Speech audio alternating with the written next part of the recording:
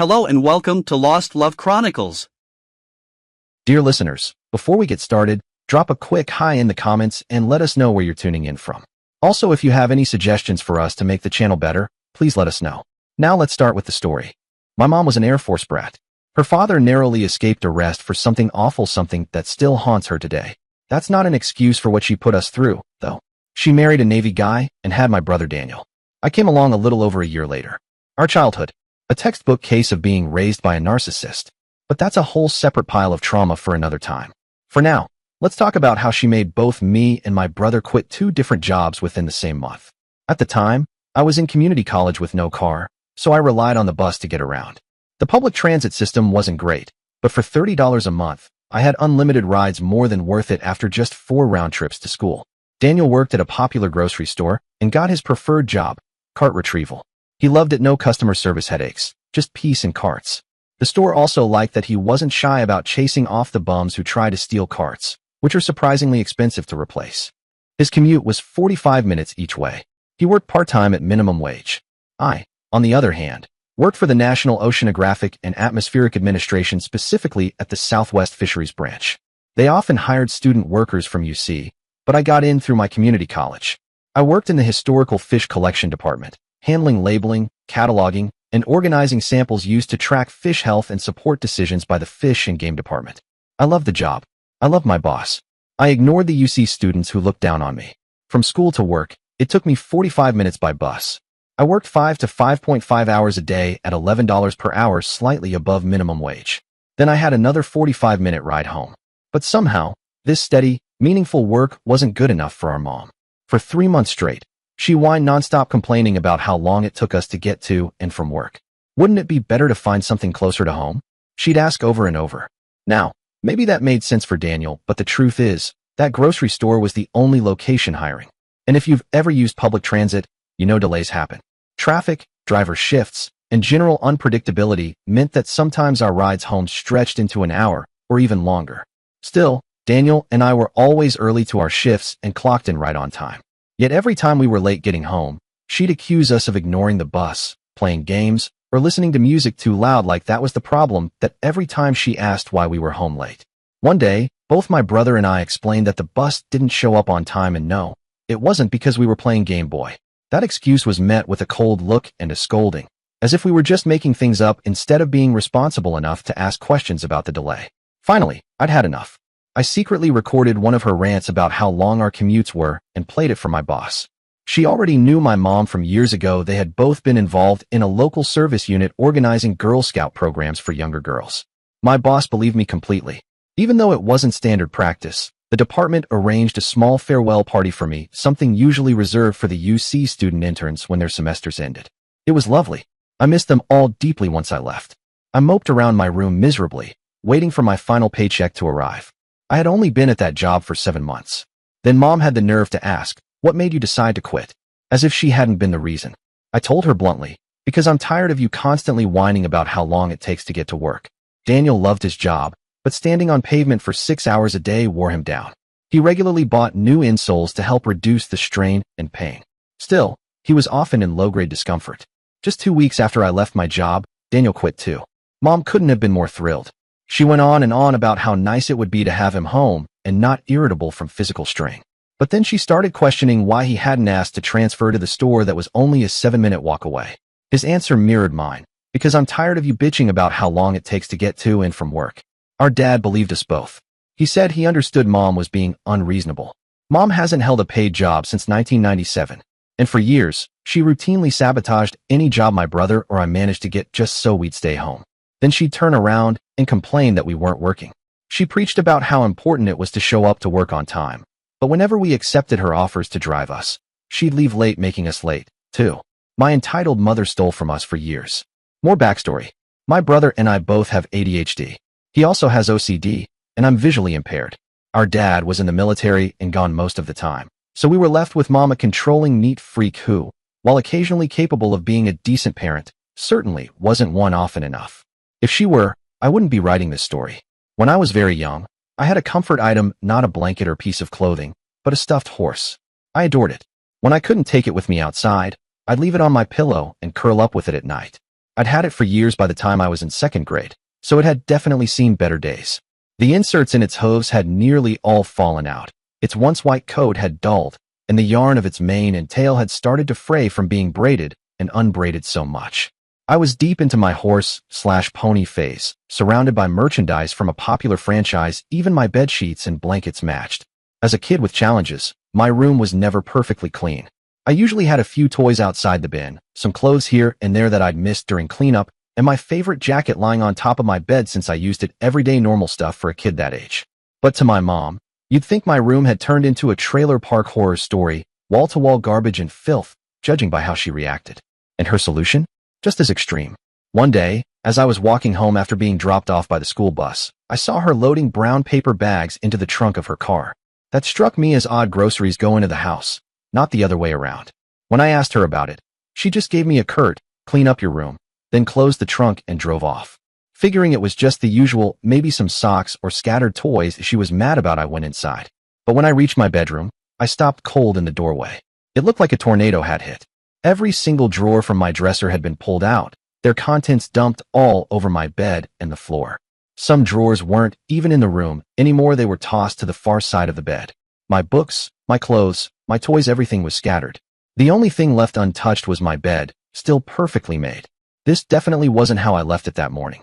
Confused, I checked to see if my brother was home yet. I knocked on his door, walked in, and his room looked the same. Only instead of ponies and Barbies, his floor was covered in Tonka trucks and Ninja Turtles. When Daniel finally got home, Mom still hadn't returned. He flipped out when he saw his room and stormed into mine, accusing me of trashing his stuff. But when he saw me crying, frantically trying to clean up the mess in my own room, he stopped. I told him Mom wanted us to clean up the mess. At that age, we were both terrified of her. She was a slap-happy tyrant, and she had thoroughly convinced us that Dad worked too hard to come home to lazy, ungrateful kids. So we scrambled, hoping to get our rooms cleaned, if not before Mom got back, then definitely before Dad came home from the naval base. Funny thing, I don't even remember why we were so scared of Dad's countdown punishments, but we never let them hit zero. Mom, on the other hand, hit us regularly whether we deserved it or not.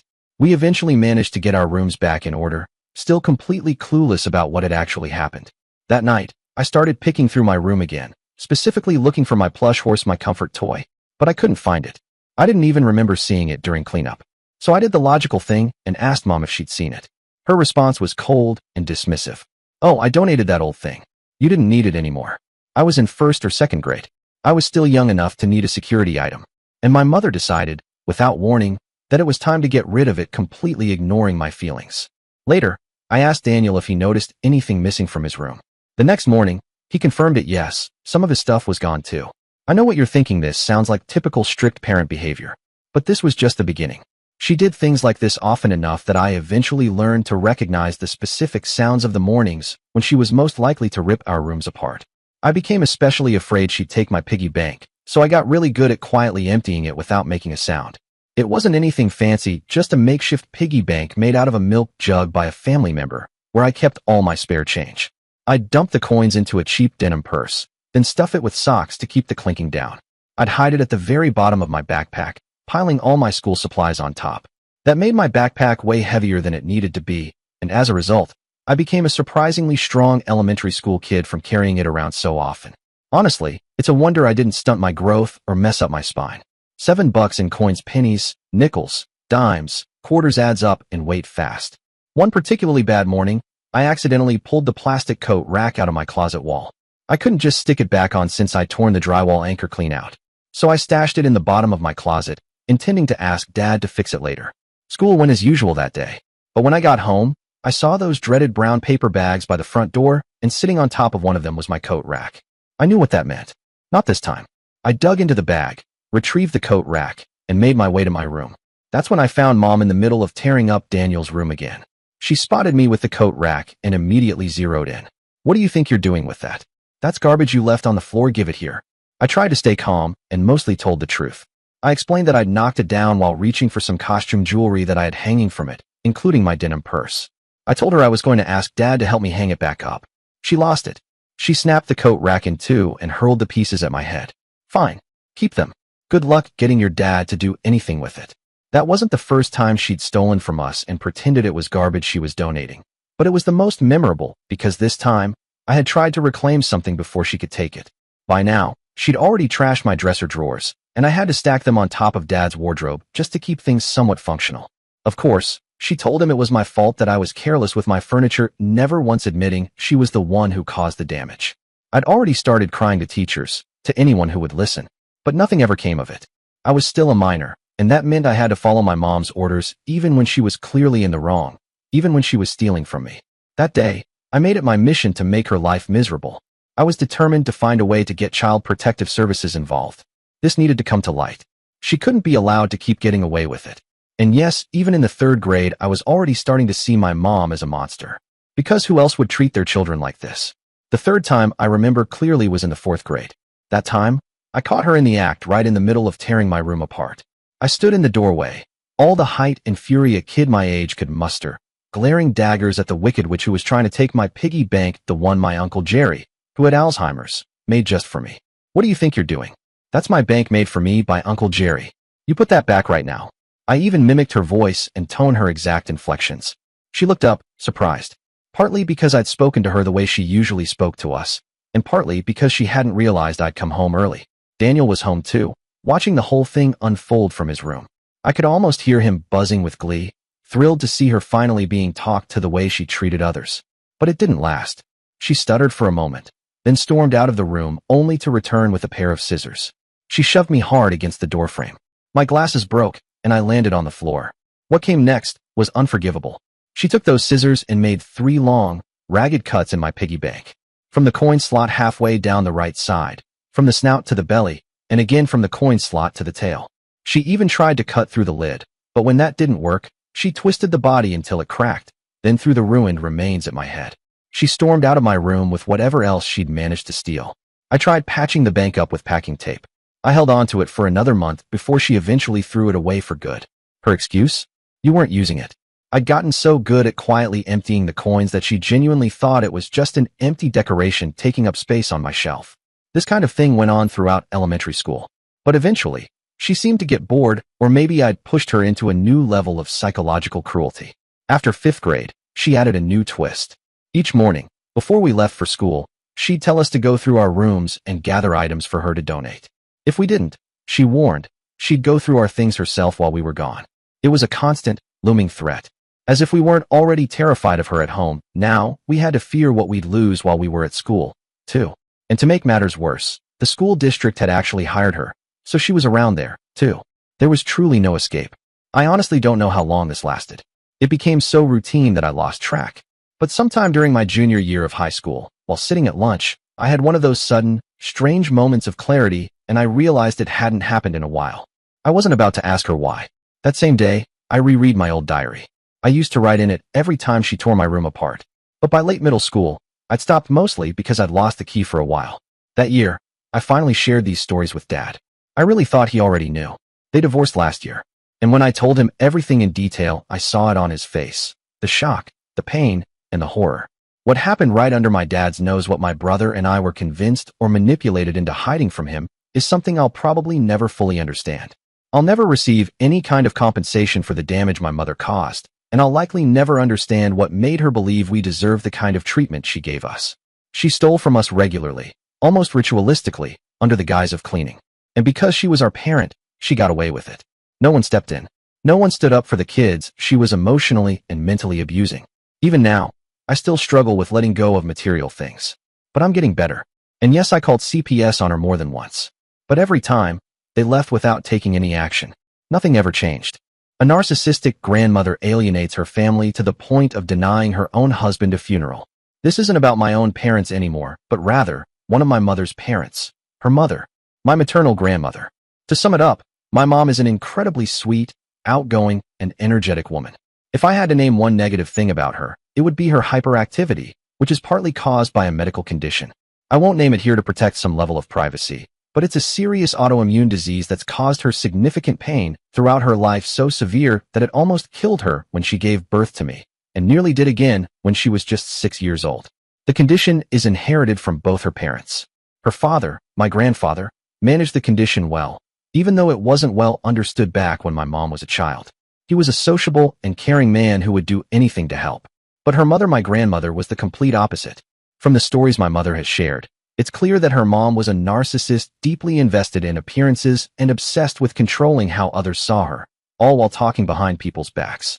I get the sense that she wanted the image of having children, but didn't actually want to be a mother, especially not if it meant the attention would shift away from her. Many of the stories hint at an almost disturbing jealousy toward her own kids. She seemed especially bitter whenever my grandfather showed affection or attention to my mother or uncle, things any normal, decent parent would do. And she would even encourage or allow things that could have seriously hurt them, though thankfully those situations never escalated. But out of all the stories my mother told me, especially about the times she was sick, even when she was literally dying before she turned 10, her mother always managed to be worse. Now here's where I came into the picture and started interacting with this woman myself. When I was younger, I had issues with male figures thanks to my own father, so I was naturally drawn to my grandmother's overly sweet demeanor. I didn't trust my grandfather at first, but as I grew older, I started to see through the mask. Some of the most striking red flags were the way she'd try to baby me aggressively, so as if I were still 5 years old. She'd make comments like "you didn't stay little," or take little jabs that hinted at her resentment over getting older or her failing health. Keep in mind, this woman had the same medical condition as my mother. But while my mom stayed active, took care of herself, and never let her illness slow her down, my grandmother did the opposite. She chain smoked, ate horribly, never exercised, and steadily made her condition worse. And yet, somehow, she always painted herself as the victim. We were expected to feel sorry for her. Over time, I began hearing stories about how my grandparents supposedly helped their kids go to university. That turned out to be a lie, confirmed by both my uncle, my mom's brother, and my grandfather. Sure, they sent a little money here and there, but nothing substantial. My mom and uncle both worked incredibly hard to put themselves through school. The weirdest part? For years, my mom and her brother each believed that their parents had helped the other get through university. That's how deep the manipulation went. Eventually, the truth came out, and I later found out that the entire myth originated from my grandmother herself boasting to anyone who would listen, likely to boost her image and seem like a supportive parent. If you read my last post, you'll know my mother eventually had a great job. Money wasn't a huge issue for her. She was also a successful artist, with her work being well received at local shows.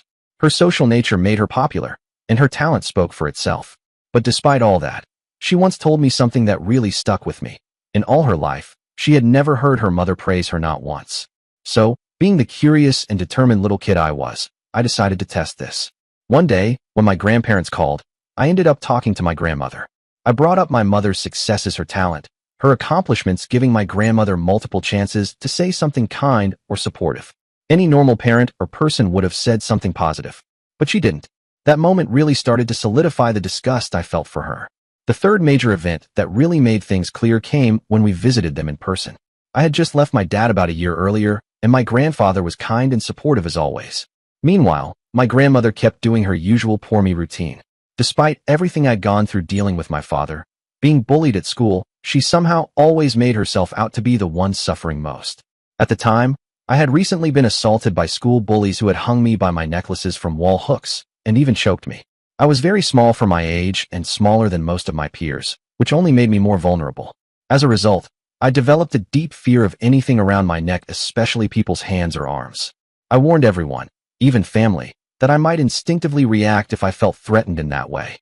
When we were about to leave, my grandparents wanted hugs, pretty normal. I warned my grandmother to be gentle and avoid my neck. But instead of respecting that, she pulled me into a hug that felt more like a headlock, wrapped tightly around my neck while baby-talking me. I got anxious and gave her a first warning to let go, then a second, more serious one. If she didn't stop, I couldn't promise I wouldn't lash out. It took both my mother and grandfather physically prying her off me. I left shaken and needed to be comforted by my mom on the way home. We never saw them in person after that. The same patterns continued over the phone: the pour me tone, the manipulation. They even missed my mother's wedding to my stepdad because my grandmother intentionally ensured they wouldn't be able to go. She was so dependent on my grandfather that she forced him to stay home with her, even though he wanted to attend. Eventually, my grandfather developed dementia, and they both had to move into a care home. Strangely enough, my grandmother seemed thrilled, attention all on her again. That's when we started hearing about all the lies she'd been telling others over the years. The workers at the care home started painting me and my mother as ungrateful, accusing us of abandoning my grandparents. But the truth was far different.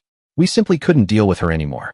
Between limited time, our own personal struggles, and the cost of visiting, It just wasn't worth subjecting ourselves to her increasing toxicity. No one in the family wanted to deal with her anymore. The funny part? She was telling the staff all sorts of tall tales about the lavish things she and Granddad supposedly paid for lessons, courses, sports activities, all of which were completely false.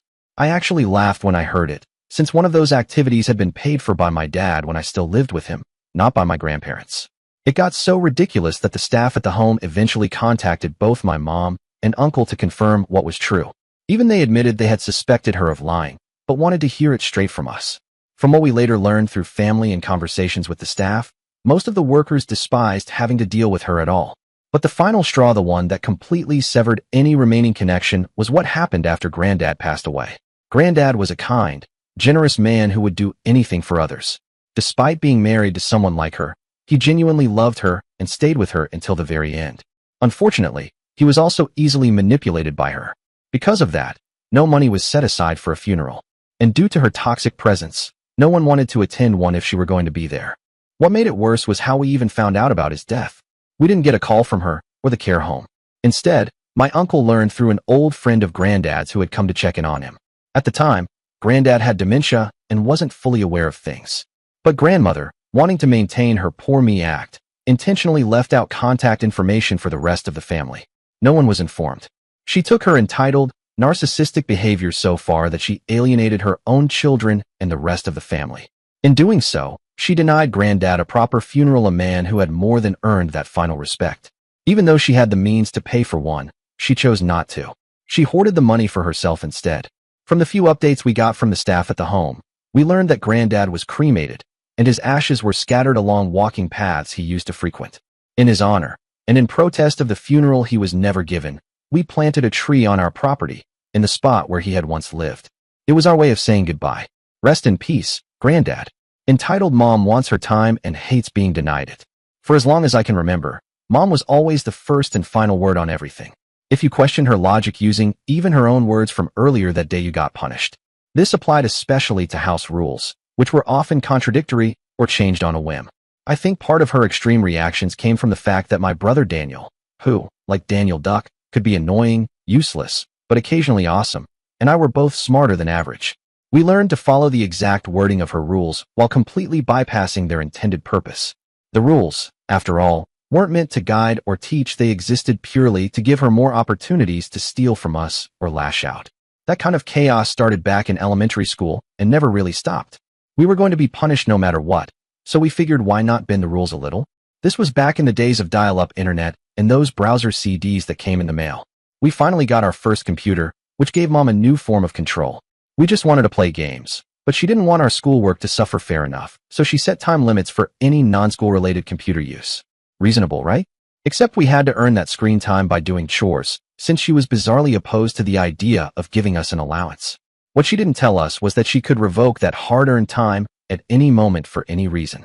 But we found the sweet spot in her forgetfulness and managed to claw back every single second we earned, even if we had to sweat for it.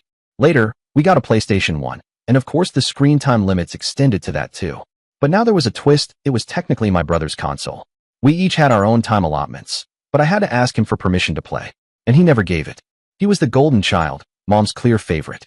Eventually, I had to go to Dad to get around that nonsense. Daniel would blow through all his gaming time the moment he got home from school, while I'd wait until I'd finished my homework. When I went to play and he refused to let me, Mom insisted I still had to ask him despite it being in the living room, which she kept under lockdown because she didn't trust anyone not to sneak game time. Dad backed me up, and it led to a screaming match at base housing over why their daughter had to ask permission from her younger brother to play on a console that wasn't even in his room. It was glorious. They fought a lot over stuff like that, but Mom usually won since Dad was active duty and away most of the time, and she was always home. Daniel and I coped with this nightmare in different ways. He became her yes man and brown-nosed for perks, while I took Dad's side, because even at that age I knew this was ridiculous and refused to accept it. This pattern continued into our college years. Mom still acted like she owned any time we spent with electronics. She even forbade us from getting cell phones, claiming we weren't responsible enough, when really, it was because she couldn't control what we did on them. She couldn't stop us from playing mobile games outside the house, and that drove her crazy. She even went so far as to try and keep us grounded on weekends, not because we'd done anything wrong, but to stop us from going to friends' houses and possibly playing games there. At that point, her punishments weren't even punishments, they were desperate attempts to maintain control. Her frustration only grew as we kept exploiting her forgetfulness to reclaim our time. She hated whenever I involved Dad to hold Daniel accountable to the same rules, since he was just as entitled and rarely punished. The fights between our parents over her hypocrisy got so bad that the cops were called more than once, and eventually, counseling was recommended. To her credit, we did attend family therapy, but little changed except for the therapist telling her she was being unreasonable and would stress herself into an early grave if she didn't ease up. Why she never tried something as simple as a structured family rule list, I'll never know. Everyone in the family said the same thing: Mom changed everything at the drop of a hat whenever she got mad. So the idea was, if we had clearly written rules that everyone followed, maybe there'd be less fighting and complaining. Seemed logical, right? A month later, we got the result. Honestly, the rule chart looked more like something made for second graders than for college students. Still, it was a start. These were concrete rules that could only be changed if the majority of the family agreed. There were clearly defined rewards and punishments, and we took it seriously. Daniel and I grilled her for hours about every line. We needed to make sure we all fully understood what these new rules meant, and that her usual nonsense like randomly denying us computer or game time was explicitly not allowed. She whined about us making the introduction drag on longer than necessary, but she was slippery as a sea slug, and we weren't going to let anything slide without full clarification. We needed to understand exactly how this new system would work and how she was expected to follow it. The structure was simple, a daily list of chores. If you missed one, you had to pull a punishment card from a stack of colored index cards. There was even a wild card, which meant pulling another random punishment, and a free card, meaning you got off the hook. If you went a whole day without punishment, you earned rewards, and if you had a perfect week, there were bonus rewards. Rewards were poker chips that you could save up and cash in for a predetermined list of perks like extra computer time, a soda, and so on. If you could make a case for it, the chips could also count as a $1 credit towards something from the store. The idea was to phase the whole system out eventually, since we were too old to be on something this structured forever. Some things were adjusted along the way. For example, the soda reward was removed after Daniel used his tokens to buy an entire 12-pack that he hoarded in his room, refusing to share. Mom tried to get rid of the bonus game time perk too, but I pushed back hard. I pointed out that I rarely used the soda or game rewards anyway, and more importantly, she hadn't gotten a family consensus to eliminate anything. It was just her and Dad trying to pull it, which violated the system's rules. I refused to let her punish everyone else because she wouldn't deal with Daniel's entitlement. She didn't like that one bit and started trying to sabotage the system. She used wild cards as an excuse to take away our playtime, something specifically against the rules. Dad and I saw right through it. We knew this blessed system, which we all loved for its structure and fairness, was on borrowed time. It protected us from her whims, and we'd all signed a kind of mock contract agreeing to follow the system until a certain end date. Her sabotage started slowly. She forgot to hand out reward tokens. Dad would step in and distribute them. Then she started misplacing the paper slips we used to keep track of how many tokens we had. But we were racking up too many, and she didn't like it. At that point, I discovered Dad had been keeping a ledger of who had what tokens since he, too, had a stack of reward coins and knew exactly what Mom was up to. I had to get a ledger myself, a ripped-up notebook, because I was determined not to let her find and destroy anything that tracked our earned rewards. Around this time, our internet provider offered a deal.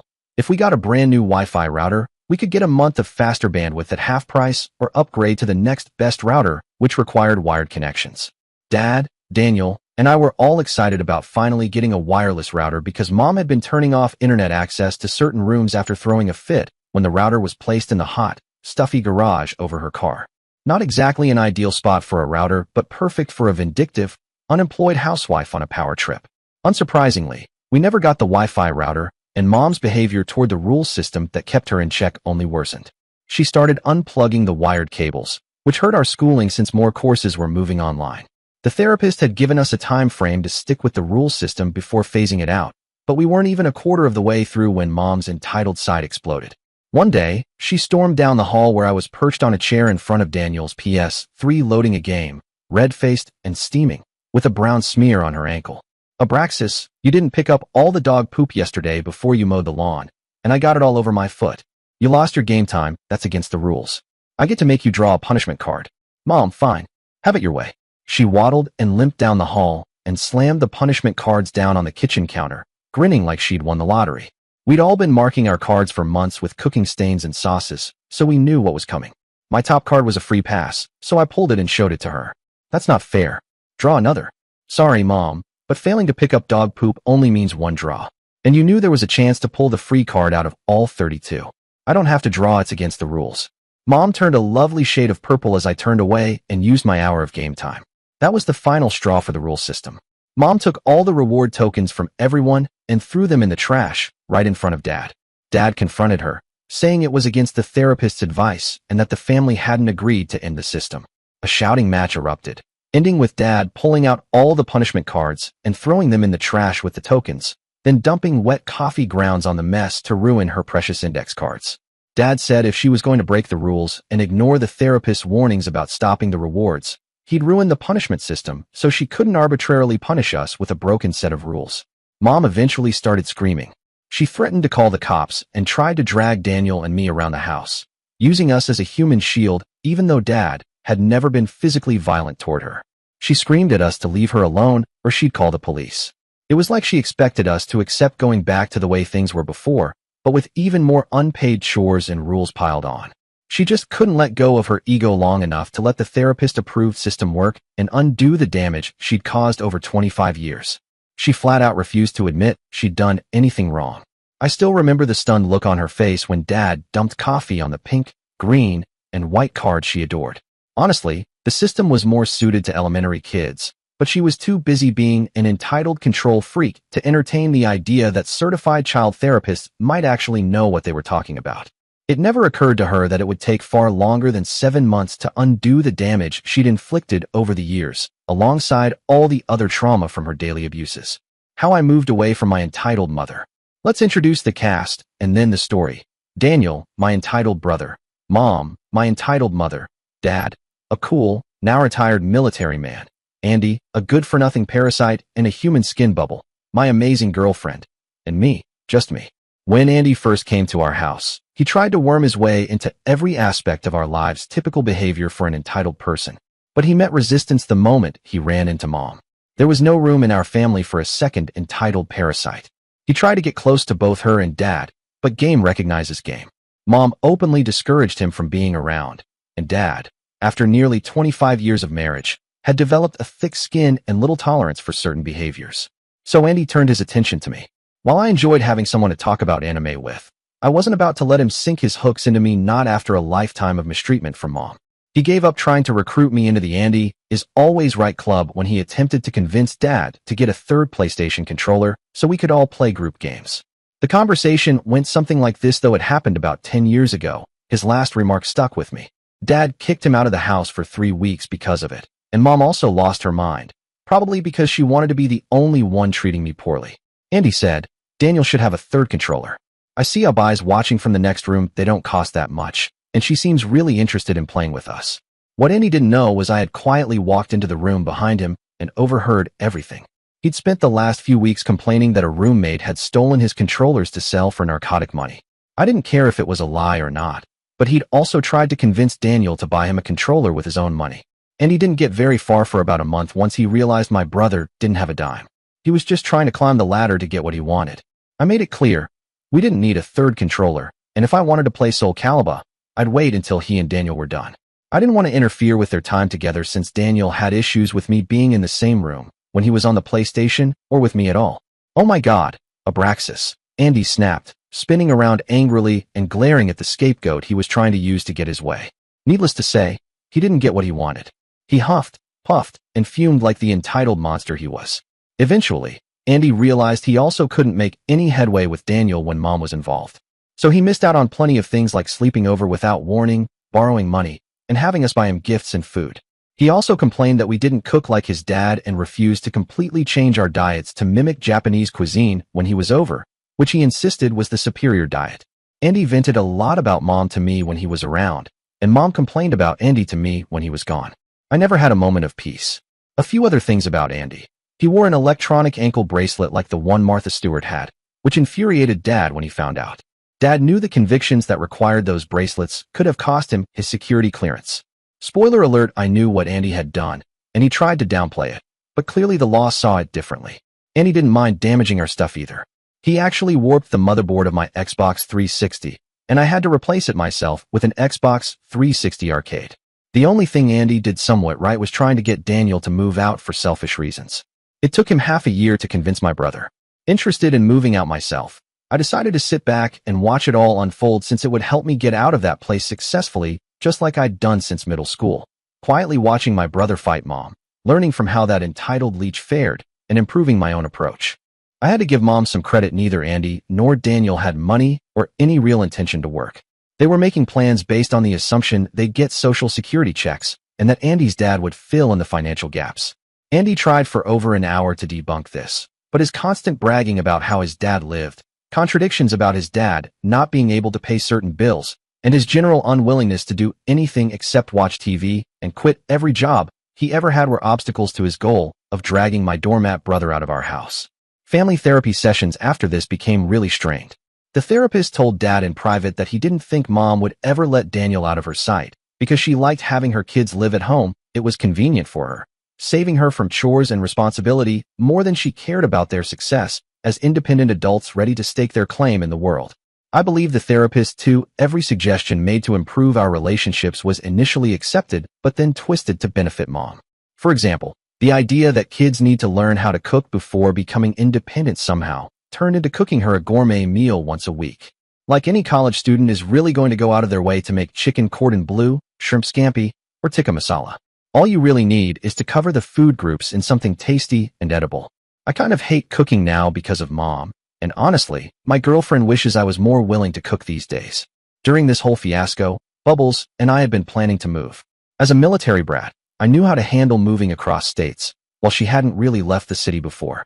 It took a little convincing, but she agreed to save money for the move, plan expenses, arrange a place to stay in San Francisco, find a roommate to help with costs, and rent a moving van. I kept her updated on what was going on with Andy as we buckled down and saved. It took me 2 weeks to work up the nerve and wait for the right moment to approach Mom when we both felt confident about moving. It happened in the summer, during a time when Andy hadn't been around for weeks. She wasn't happy and pulled all the same tricks on me that she'd used on my brother. But having a backbone and knowing how my brother's attempt failed, I was more than ready to take control. "Hey Mom, I've been thinking about this for a long time. Don't interrupt me when I'm in the kitchen." I can't even remember what she tried to say, but it wasn't so important that she couldn't listen. I waited until she went back to the living room with the rest of the family. Daniel was tuning everything out, wishing he could be in his room playing League, but Mom had dragged him out to socialize in the living room. Dad was sitting in his chair watching the evening news. "Mom, I've been thinking about something, and I feel it's time. Bubbles and I are moving to San Francisco in a few months. We scouted the area last year with one of our friends. Remember Paperman from Ian? If you're underage, don't look that up. It's an 18-plus convention. He's going to be our roommate." Mom blinked. "What? Moving out? We've been saving for over a year to get a moving van, and I was wondering if you might help us." "You can't move out. You don't have a job, and Bubbles gets government checks. I still have over $4,000 left from when I was hit by that truck in high school. Both Bubbles and Paperman get those checks, so we'll be fine until I can find a job up there." Mom scoffed. "What makes you think you'll do any better up there than here with your family? I bet you haven't even planned this out." As a military brat, I'd had a front row seat to every move as we followed Dad around the country.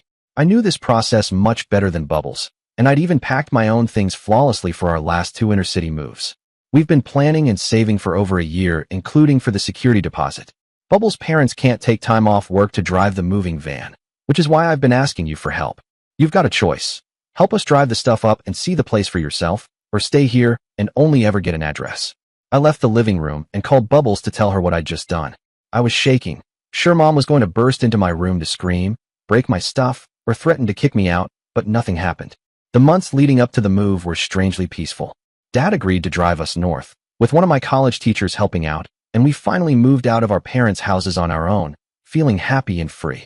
I spent months doing things I couldn't do at home, 3 whole days glued to the computer before Bubbles got me off it, and I downloaded every free app game on my new phone that I could handle. I held several jobs, made new friends, and have kept very low contact with that witch of a woman ever since. I know some people might say I should have gone no contact completely, but part of me still longs for some connection with my mom like my girlfriend has with her own mom. Dad says he's proud of me for that day, the day I finally turned my back on Mom and never looked back. I haven't gone back, and I wouldn't. She can keep that house and Daniel all to herself since Dad divorced her. I just hope Daniel won't regret his choices, since he refuses to see her faults and still dates that parasite. Entitled Mom Demands Disabled Daughter Get a Job, using homelessness as motivation. This part of the story began weeks after the breakup, back in 2007, when Mom cost me my job. I couldn't say they loved me there, but I was treated with kindness as their first and only student hire from community college. For my birthday, the department lead hand-delivered a cupcake, and on my last day, someone even sneaked out to the UC new hire luncheon to get me a cake as a send-off. I felt validated, worthwhile, and for the first time in my life, treated like an adult. After that, I moped through the rest of my courses, barely passing, and spent the weeks between spring and summer semesters lying around the house. I'd never taken summer classes before, and I wasn't planning on it now. Then Mom took offense again this time because I refused to give up my time to work in the garden with her. I wasn't looking for a new job, and I didn't seem to care about her arbitrary punishments, which I bet angered her the most. One week, she harassed me relentlessly to get dressed and shoved me out the front door, nearly shouting that I had to go to Copy Ninja to print my resume and not come back until 4 p.m. She even packed my purse and left it on the front mailbox. By then, most places had kiosks near customer service for online applications, and the only places offering same-day interviews were ones that didn't treat employees well. Knowing arguing was pointless through the locked door, I slumped to the bus and did as I was told. For a week, I obediently went from store to store trying to apply for work. Most times I was just directed online and never got an interview.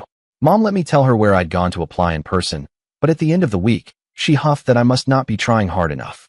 Since I didn't have a job yet, it turned out Mom expected me to walk into no less than 10 stores a day and interview like in her day, before things got expensive and technology streamlined the hiring process. By week 2 of being kicked out daily, I realized I could spend my time more efficiently by going to 3 different public libraries and spending about an hour at each using their internet to apply for entry-level jobs, since I still had a library card. No interviews, yet it was summer after all. The libraries were also the only places with consistent air conditioning, and I started sneaking snacks from home and buying one fast food meal a day so I wouldn't starve. When meals started being declined, I discovered I'd hit my debit card limit and had to go to my bank's local branch to raise it so I could keep eating. Thankfully, the Mermaid Coffee Company gave out free water, so I stayed hydrated. By week 3, I started going to campus to apply for jobs. The library there was open, so I saved a lot of travel time and could apply online efficiently. With my student ID, campus police assumed I had classes, but I basically stayed in the library from open until nearly 4 p.m. every day. I kept digging for any tips or tricks on how to impress managers during interviews and took small breaks to play flash games because all work and no play makes for dull senses. Mom started pulling the landline cable to my room from the router to stop me from playing games. She didn't seem to understand when I told her repeatedly that places weren't interested in walk-ins with printed resumes anymore.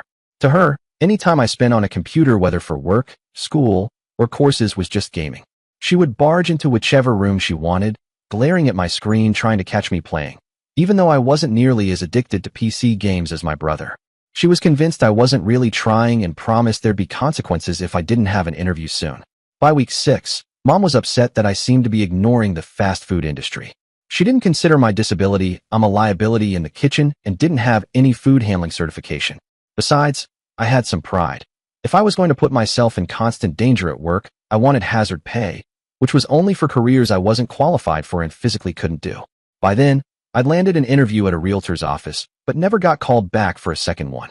I was really trying, but as long as businesses don't openly admit they're excluding you because of the unknown costs of accommodating a disability, they can keep you out of the hiring pool without consequences. Meanwhile, my entitled brother Daniel got to sleep all day, play PS4 games, avoid helping in the garden where he maliciously destroyed every plant he touched, and cook just one meal a week for the family. His parasitic boyfriend came over daily for free food and internet. Daniel also joined in telling me what a failure I was during this whole ordeal, parroting Mom's words without any original thought, because he's a doormat to the most emotionally and mentally manipulative person around. I tried every trick I learned from disabled student programs, the Department of Rehabilitation, and Workability to find a job, but nothing worked. I applied to every job I was capable of doing, including those specifically advertising hiring disabled individuals, following the advice from D and DSPS. I tried to convince businesses to hire me since the government encouraged companies to employ a percentage of their workforce from disabled applicants as a tax write-off. Yet, no place I disclosed my vision issues to ever call me back. I learned that just because companies could hire me didn't mean they had to. as long as they met the quota of disabled employees overall. My eating habits caused me to lose weight, which might have been okay if it hadn't triggered my anemia and iron deficiency, not the more dangerous type. I was emotionally, mentally, and physically drained as the deadline for the supposed unspecified consequence loomed. Meanwhile, the interviews I did manage to get were ignored in favor of this looming punishment. Then the doomsday arrived. I woke early to the familiar sound that, since childhood, meant violence and abuse. I didn't want to get out of bed, but it wasn't a choice I had. Mom barged into my room, flipped me off my bed drill sergeant style, and began stuffing my clothes, intimate items, and socks into a suitcase. She hadn't worked a paying job since 1993, while I had been working since the early 2000s. Yet here she was kicking me out as if it were the most normal thing in the world. I had a large settlement from a car accident, but that morning, I was out on the streets, looking like I was headed to the airport. My ears were ringing with Mom's words, "Get a job or never come back." I used a pay phone to call my girlfriend and tell her what had happened, and then I was homeless. She was worried because I had kept this entire ordeal from her until then. Confrontations like this caused her anxiety. She lived in her parents' 3-bedroom house with her 2 little sisters and 2 medium-sized dogs. As tempting as it was to ask for help, I knew from our time together that there was no room for another person. Plus, I didn't want to impose not like a parasite. I valued my girlfriend's mom's opinion of me. That woman was the perfect example of a fair but firm mother who loved without limits and was loved by her family. I can't recall how Dad found out what happened since Mom threw me out while he was at his contractor job, but I do remember he found me a cheap hotel near the Marine recruitment base, for which I was grateful. My only comforts were the Nintendo DS and charger I'd hidden in my purse lining, my monthly bus pass, the free water from Mermaid Coffee Company, and the knowledge that the people who truly cared about me were worried. I stayed in the hotel for a week, paying $50 a day. They offered complimentary continental breakfast each morning. I bought fast food and snacks from the dollar store daily as I struggled, stressed, and cried trying to meet Mom's demands. On the second day of my exile, Mom came by with home-cooked food and a snide comment about how I'd made things hard for myself by being a lazy, entitled person who thought they could leech off their parents. It hurt to hear that, since I was the one going to college and had worked hard for 2 months trying to find a job, while my brother did exactly what she expected living off his parasite boyfriend, whom Mom loathed. After a week, I packed up and moved to another motel across the street. That motel didn't offer a complimentary breakfast, so I went back to eating just 1 meal and 1 snack a day. I got Dad's work cell number, and he told me a time when I could call him, which I did using the motel room phone. He promised to find a way for me to come home. Although I never wanted to be under Mom's control again, I was burning through my settlement money faster than I liked since this new place was more expensive. Dad came through. Somehow, he convinced Mom to let me come back if I enrolled for the fall semester and sent her a printout of my transcript. I'm ashamed to admit I took this escape from homelessness and returned to that dumpster fire of parental care. Even then, I had learned that Mom honestly didn't care if I was medically unsuited for certain jobs. She was willing to put me at risk just to meet her selfish goals. Her ideas about finding work were outdated, and she refused to admit she was wrong or that times had changed. I knew I had to get out of that house. Mom was a creature of habit. Whenever she discovered a new tactic to get what she wanted, she overused it without regard for the consequences on those around her. It seems I confused some people, so let me clarify a few things from the comments. This all happened in 2007, and yes, I eventually moved out in 2013. My medical condition is called septo-optic dysplasia, SOD, which involves underdevelopment of the optic nerve and/or pituitary gland. Since the pituitary gland controls human development, most people with SOD rarely develop physically or mentally beyond kindergarten or first grade. I've met some of them, and it makes me sad, especially knowing I'm considered normal compared to others. This is a birth defect with no current cure. I woke up today to find a lot of comments missing. I'm not sure if moderators removed them or if the users deleted them themselves. My brother and I reconciled like adults before bed and are on good terms now. I never wanted anyone to be harassed over a small misunderstanding like confusing the origin of a post from another subreddit. I hope the commenter is doing okay. After my mom finally got the divorce she wanted for over 20 years, we went no contact. The backstory: the initial divorce trial happened when my brother and I were in middle school. Mom was deeply unhappy in her marriage, which is not uncommon in military families. She was an Air Force brat who married into the Navy and had kids with special needs. Her acceptance of Dad and me was seasonal and predictable. There were periods of tolerance followed by times of intense anger and resentment. We stuck together to survive those storms. At this point, Dad was weeks away from returning from deployment when everything fell apart. Mom was surly and angry, indulging in a common narcissistic parent trait called parentification, forcing her teenage kids to handle adult problems. Her list of grievances was long. Some were legitimate, but many she created through her own words and actions, which were often manipulative and abusive. She claimed Dad wasn't emotionally present, that he was terrible with money, and that if it weren't for her, he'd have spent everything on himself, none of which was true. We didn't have much in the way of family savings, but we never went hungry and always had some basic comforts and amenities. I can't remember all the details, but Mom had a list of about 30 complaints, half of which she caused herself through the abuse and manipulation she directed at all of us. Some issues she had some control over but chose to worsen, and the rest were fairly legitimate. Then she dropped the bombshell about the divorce, saying she would be taking us, and that she had already emptied the joint account she shared with Dad, moving the money into her personal bank account. We didn't know how to process that information. I remember my jaw literally dropping before I found the courage to say I'd rather go with Dad. Of course, that was impossible since he was enlisted, and she gleefully reminded me of that. I was proud of Daniel when he declared he wanted to go with Nana, our maternal grandmother, but Mom vetoed that hard. Knowing what I do now about her father's preferences, I understand why, and I'm actually glad she did it for me. The only thing Mom hadn't done yet was file the divorce papers. She was waiting for Dad to come home. Meanwhile, my brother and I acted out constantly, as kids caught in the middle of a divorce often do. Daniel started picking fights with kids both older and younger than himself, getting suspended almost every week. I resorted to stealing food and treats from the house to sell at school for some extra money since Mom refused to give us an allowance. I had this idea that if I worked hard enough, I could buy a bus ticket to Texas. I also stole a multi-tool from my brother and used it to rip staples and nails from a telephone pole where I waited for the bus. I wasn't very discreet about it, and that got me expelled under zero-tolerance policies. It was a wild time, not something I'm proud of, with police often being called because of the frequent screaming matches and fights. Meanwhile, Mom kept up the act of a poor, suffering housewife who did no wrong and was mistreated by her abusive military husband, trying to pressure Dad into starting the divorce as soon as he got home. I'm not sure why she insisted he had to initiate it, but it was what she wanted. Dad had never raised a hand to anyone like Mom did, but every few days Mom would grab one of us and drag us around the house like a human shield, screaming at Dad to leave her alone. It was a terrible time. After one of these meat shield incidents, when Mom swung me into a door frame while trying to get away, and I thought my nose was broken, it wasn't. I reached out to Nana, crying, because I needed someone to confide in besides my best friend, Bubbles. Nana seemed like a savior that day. She showed up in her champagne-colored Silverado like a knight on a unicorn and gave Mom a serious dressing down in front of the whole family. She called Mom selfish for not thinking about the damage she was causing to her daughter and the family. Nana accused Mom of deliberately trying to provoke Dad into pulling his gun, something I had no idea even existed in the house, so she could get him arrested. Nana finished by reminding Mom about one of her high school friends who went through her parents' divorce when Mom was her age and ended up a teenage mother who dropped out of school and got involved with narcotics. The divorce eventually fizzled out not long after, but nothing was ever the same. Mom continued to passively aggressively unsettle Dad from time to time, threatening divorce whenever he upset her too much. The thought of dealing with all the paperwork intimidated Dad, so he refused to file, even though Mom was acting more bitter than usual.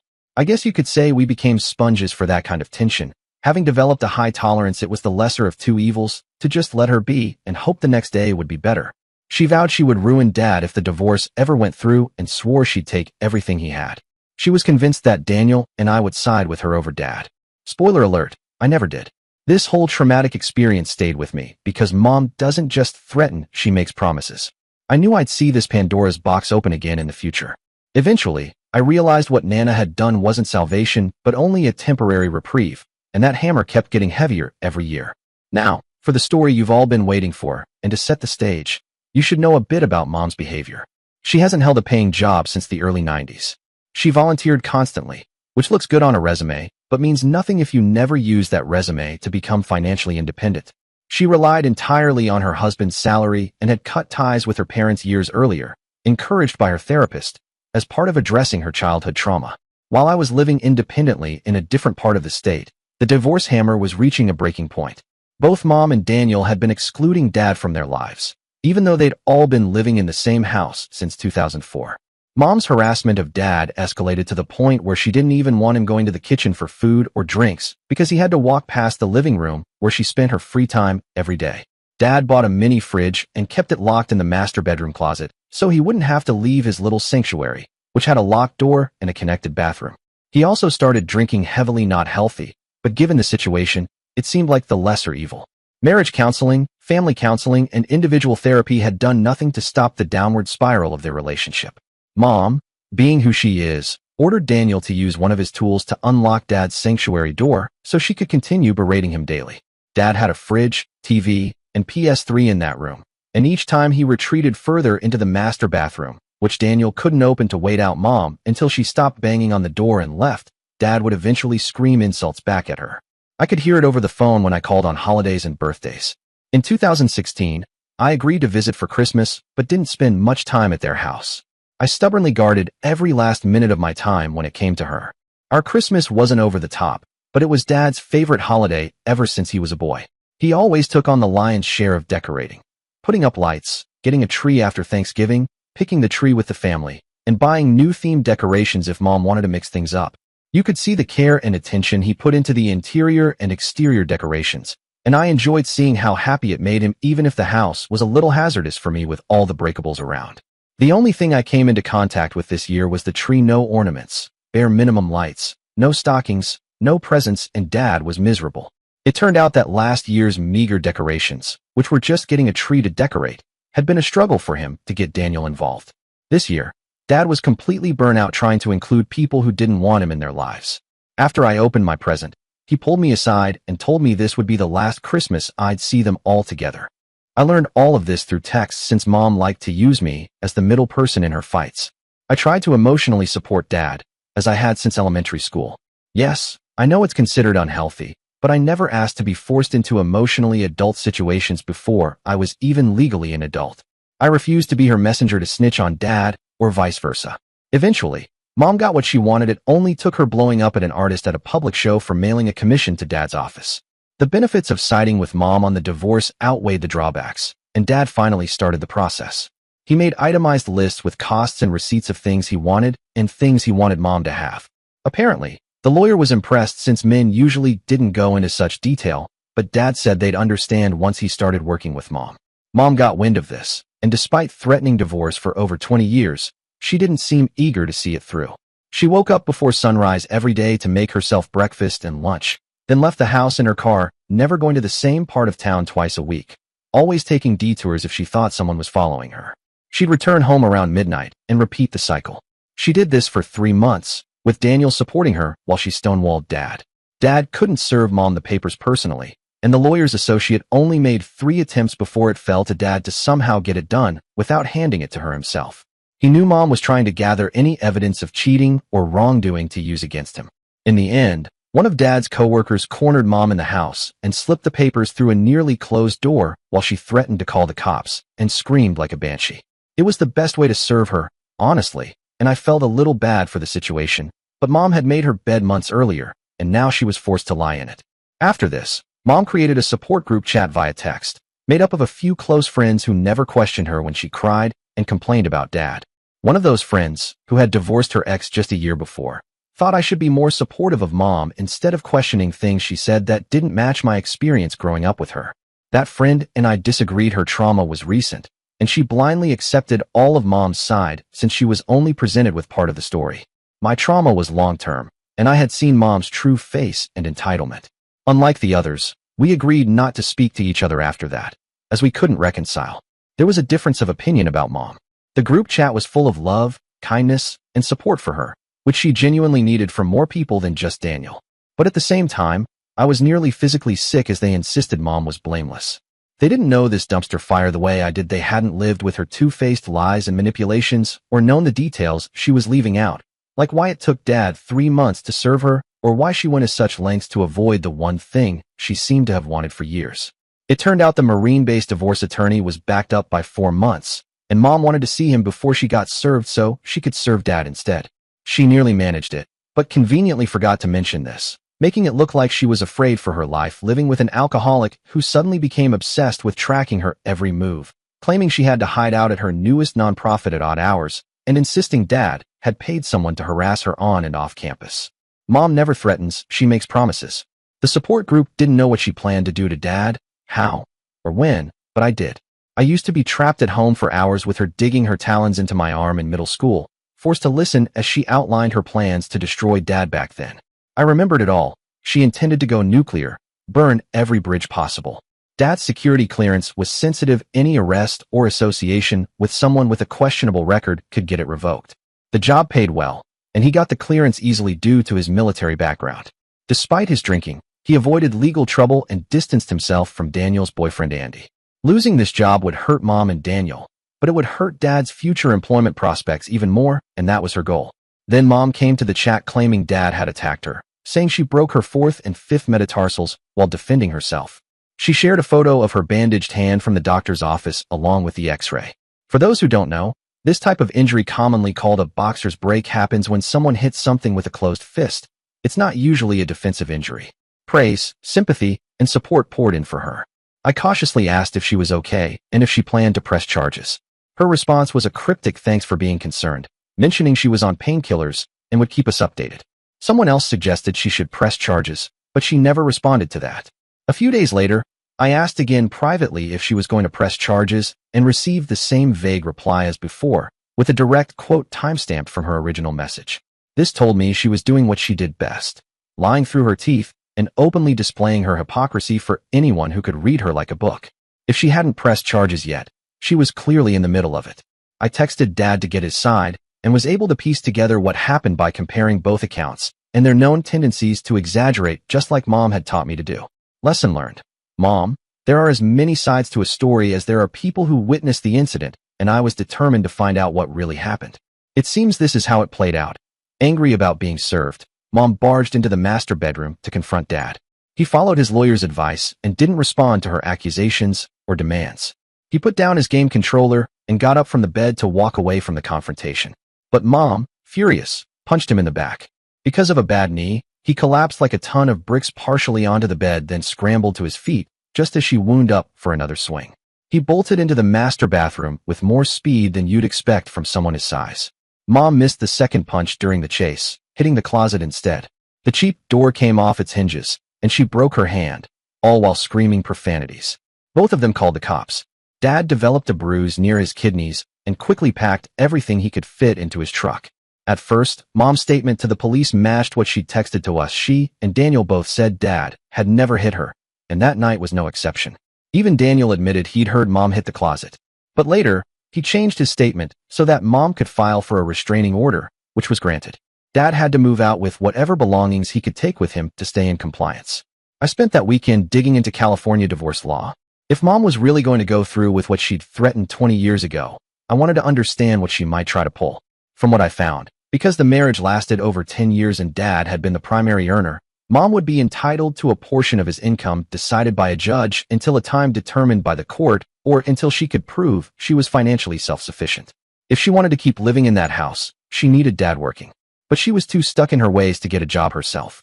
I sent Mom one final private message asking if she planned to press charges for the so-called attack.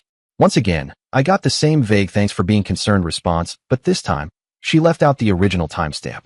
I was being stonewalled. She didn't want to hear anything that didn't support her perspective, and she knew I'd never blindly accepted her version of events when it came to Dad.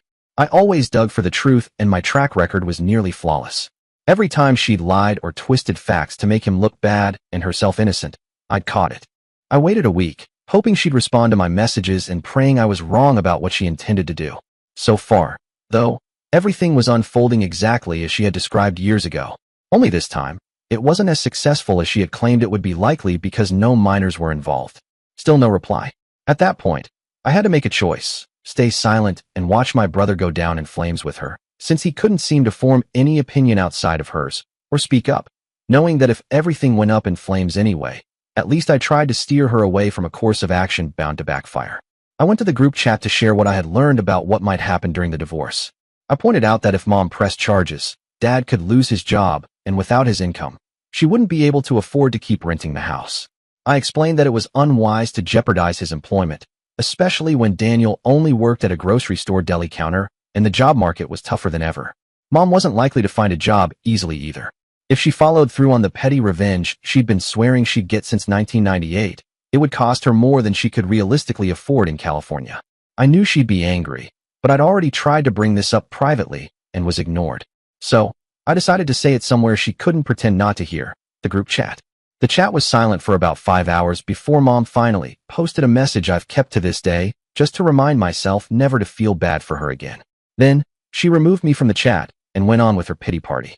One of her friends, the one who had already been through a divorce, messaged me asking how I'd learned all this and why I hadn't gone to Mom directly. I told her I had, but Mom was ignoring my messages. I saved that whole conversation, even now 2 years later, because I still look at Mom's message whenever I start to feel even a shred of sympathy. It read, "Friends, I'm sorry about my daughter Abraxas Siren's remarks, as she doesn't understand this forum is for updates only. Personal responses should be handled personally. I believe I have removed her from this conversation and will confirm with the phone company today. Please block her number. Again, I'm sorry for putting you in this uncomfortable position, which I didn't foresee happening." Classic entitled mother behavior. I assumed I was blocked and didn't bother testing it. If she wanted to go no contact because I shamed her in a group chat after she refused to engage with me privately, that was her decision. We'd already been low contact for 7 years, and not having to manage her constant stream of messages or deal with her blowing up my phone when I didn't reply was honestly a relief. I never shared what either parent was doing with the other. I never posted the drama on social media, aside from a single mention that I was worried about my brother. He was briefly suspended while his clearance was reevaluated, but he was transparent with his employer about the proceedings. He shared the police report showing he'd been attacked by his wife, along with the doctor's report on the damage to his back and knees from the fall. He got to keep his job, but had to live out of a hotel. He followed his lawyer's advice to the letter. The divorce proceedings were as ugly as you'd expect. Mom burned through 2 military divorce lawyers before finding one she liked. She made her own list of demands, asking for half the monetary value of everything. All Dad wanted were the items in the house that were his, or that were bought with his preferences in mind, things of much lower value than what he offered to let Mom keep. He was planning to move back to his hometown in Texas and agreed to bring me the belongings I had left behind and never had a chance to retrieve. That last part, getting my things, didn't go as planned. It took 7 months to get everything sorted out. The judge ordered that a percentage of Dad's income would go to Mom for the next several years, but also ruled that Mom had to secure employment within a set time frame. She was required to provide her lawyer with proof that she was actively job hunting, specifically 10 applications per week. Somehow, she couldn't manage more than 3 a week, despite the fact that when she kicked me out for 2 weeks, she had me applying to 10 places a day and demanding proof. The restraining order was later overturned after Dad's lawyer pointed out inconsistencies in Daniel's statement. His account had changed significantly between the initial police report and the restraining order approval. On top of that, since Daniel was legally an adult, he never should have been included under Mom's restraining order as if he were a minor. He should have applied for a separate one himself. This was apparently news to Daniel, but by then the damage had already been done. The restraining order stuck long enough that every time Dad was pulled over, the cops would double-check for outstanding warrants. His lawyer warned him this would happen, and sure enough, it did. For an entire year after all this, the only contact I had with Mom came in the form of screenshots of her phone bill whenever I forgot to pay my portion of our shared phone plan. I never responded to the messages, but always paid promptly so I wouldn't have to. One time, I got a notice from the phone company that a line had been added or removed, and I panicked, thinking Mom had found a new level of pettiness. But it turned out she had just added Daniel to the plan, finally letting him have a phone of his own. I guess that percentage of Dad's income wasn't enough to cover her expenses, so she needed help with the bill. I'm genuinely happy for Daniel. Now he can play Pokemon Go and do all the things we dreamed about as kids, things we never got to do because we didn't have phones growing up. Dad is doing much better these days. He spends time with one of his favorite sisters and reconnects with old high school friends who always had his back. He's got a new job that pays just as well as the last one, and he's in therapy. He's cut down on drinking and is even losing weight. If the pandemic allows, I'm planning to spend Christmas with him and my aunt. I never really knew Dad's side of the family because Mom wouldn't allow it. I grew up hearing horror stories about them. Then, in mid-November 2019, Mom texted me to say Papa had died. It wasn't an apology, it wasn't meant as one, but it felt like a signal. She was finally free from the shadow that had loomed over her since childhood. That message wasn't about reconciling. It was about closure for her. Still, she never actually said she was sorry, not even when she was clearly in the wrong. But I guess that message was her version of an apology. In her eyes, it's all I deserved. I know I embarrassed Mom by calling her out in front of her friends. I won't deny that. But I did it with the hope of waking her up because I knew her better than anyone else in that chat. I didn't want her to end up homeless, with only my brother left to support her, especially after she burned every bridge with family who might have helped. Still, I won't apologize for what I said not until she does. I've given up too much because of her. I'm not letting go of this. My entitled brother doesn't mind putting me at risk as long as it means he gets out of doing yard work. For those of you who followed my stories, you already know the cast of characters. But for those just tuning in to my tales of W, let's break it down. Me, a visually disabled nerd. Daniel, my entitled brother, basically the real-life version of Daniel Duck. Guest appearances by our parents whenever the drama requires it. This story started in the late 90s and stretched into the early 2010s, when I finally got the hell out. This was our ongoing battle from elementary school through high school and even into college. It all began after Mom injured her foot, or more accurately, aggravated a bone spur that caused two opposing tendons to lock up so badly that surgery became the only option. She used to handle all the yard work herself, but we had a gopher problem. She'd twist her already injured foot in the gopher holes, and one day, after limping into the house in frustration, she declared that Daniel and I would be taking over lawn duty every week, and we were to figure out how to divide the labor between us. For context, we had an old gas-powered mower and a 1-gallon refill tank. Dad spent a solid hour showing us how to use the mower properly, how to check the oil and gas levels, how to refill the tank, and most importantly that we should never add gas while the motor was hot. He also taught us how to recognize the sound the mower made when it was running low on fuel, a kind of sputtering that was unmistakable. The chore came with some very specific rules. Some were standard, and others were added thanks to incidents involving Daniel and me, but I'm not saying which were which. Do not leave grass clippings inside the mower when you're done. If you mow first, don't leave the clippings in the bag for the other person. Always attach the clipping bag to the mower, or you'll be cleaning up the mess. If you use up the refill gas can, refill it. When mowing the backyard, you're also responsible for poop scooping and removing the dog's toys. This prevents unnecessary damage and avoids the spread of poop as a fine brown mist. Do not run over sprinklers. No slacking off or messing with electronics. If one of us had to wait to use equipment, we were to wait without goofing around. If the weed whacker's spool runs out, tell a parent so it can be replaced. Don't waste weed whacker line by extending too much unnecessarily. Never unplug the weed whacker while it's running. Do not damage the invisible fence wire. Daniel and I were trained in how to use the equipment, and we initially agreed to switch off each week. One of us would mow while the other edged the lawn using the weed whacker. Both jobs were tedious, but mowing was slightly easier because it didn't involve as much bending.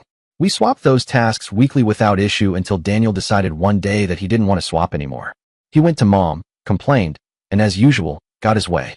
Mom announced that from now on, we'd each be responsible for either the entire front yard or the entire backyard, including edging. I added that we still needed to rotate yards every week, and she didn't argue at the time. We lived at the end of a cul-de-sac in military housing, which meant our front yard was significantly smaller than the backyard. The front could be done in 20 minutes, while the backyard with its awkward shape and larger size took closer to an hour. Knowing Daniel's lazy tendencies, I suspected he'd try to claim the easier job for himself. And sure enough, after just 2 weeks of the new arrangement, he realized how much more effort the backyard took and decided he only wanted to do the front. He threw a tantrum to get his way, and just like always he got it. Being the golden child had its perks, and this was just another example. I went to Dad about the unfairness, but the only compromise I got for being stuck with the backyard every time was that Daniel had to clean up after our dog every other week. No negotiation. Dad also ruled that whoever got to the front yard first got to do it, making the easier job a competition. And trust me, the competition was intense. I used Daniel's laziness and obsession with video games to beat him to the front yard more often than not.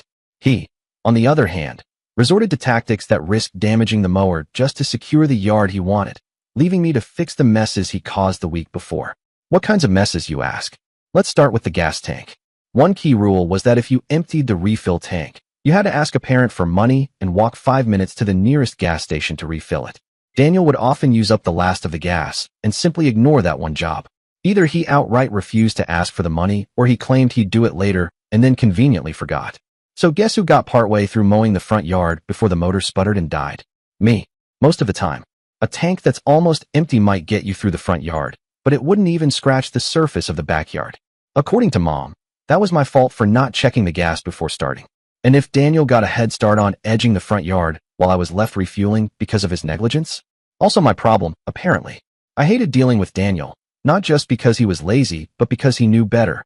But just like my disability, remembering basic responsibilities like refueling the gas was a minor detail he couldn't be bothered with. His words exactly. If you're wondering how something as simple as forgetting to refill a gas tank could cause such a delay, just remember, Hollywood's take on gasoline explosions isn't far off. Pouring gas into a hot engine can cause a fire or explosion. And because an explosion could potentially leave me blind, I took safety very seriously. That meant I routinely had to wait an extra 15 minutes for the engine to cool down before I could safely refuel and resume mowing. Eventually, I gave up trying to fight for equal treatment from Mom. Daniel was always going to get away with being a lazy pile of crap, and I was always going to get punished for even thinking about calling him out. So I leaned into it. I started taking my sweet time with the weed whacker, especially since Daniel's childish antics often left behind messes from the week before. If I waited long enough, he'd have to clean up his own mess before I started. Meanwhile, I made sure the backyard was done perfectly because if anything was out of place, I'd catch hell from Mom. This was how it always went with chores involving Daniel. A cold war of minimal effort. He tried to do less and push the burden onto me. I did just enough to protect myself from consequences while exposing him when I could. And Mom, she always sided with Daniel. According to her, her disabled daughter was just being entitled and trying to bully her poor, innocent younger brother into doing more than his fair share. Several new rules were introduced as a result of our constant sibling warfare, from Daniel taking 3-hour breaks between tasks to clear just one more dungeon, to him burning through the entire backup spool of weed whacker wire while Dad was deployed.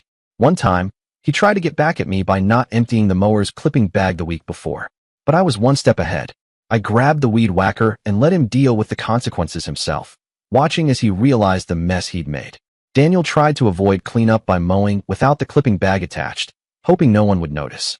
Unfortunately for him, the bag was already full of dried, moldy, and foul-smelling grass clippings, so skipping it created a huge mess. As a result, he had to sweep the street and rake the lawn to gather every last blade of grass. On top of that, he still had to empty the clipping bag. Watching him scoop out the old, rotting clippings with his bare hands and dump them into the compost bin along with the fresh ones was chef's kiss pure satisfaction. I savored every second of his misery. To avoid the constant gas tank sabotage, I made it a point to call Dad every Sunday when we were scheduled to mow. That way, Dad could stand watch and catch Daniel in the act of emptying the refill can, then immediately hand him a $5 bill and send him down the street with the red gas can. Dad would just smile as Daniel stomped away, grumbling about how I was a tattletale. But honestly, if Daniel hadn't been so obsessed with video games and had just done his chores properly, none of this would have been necessary.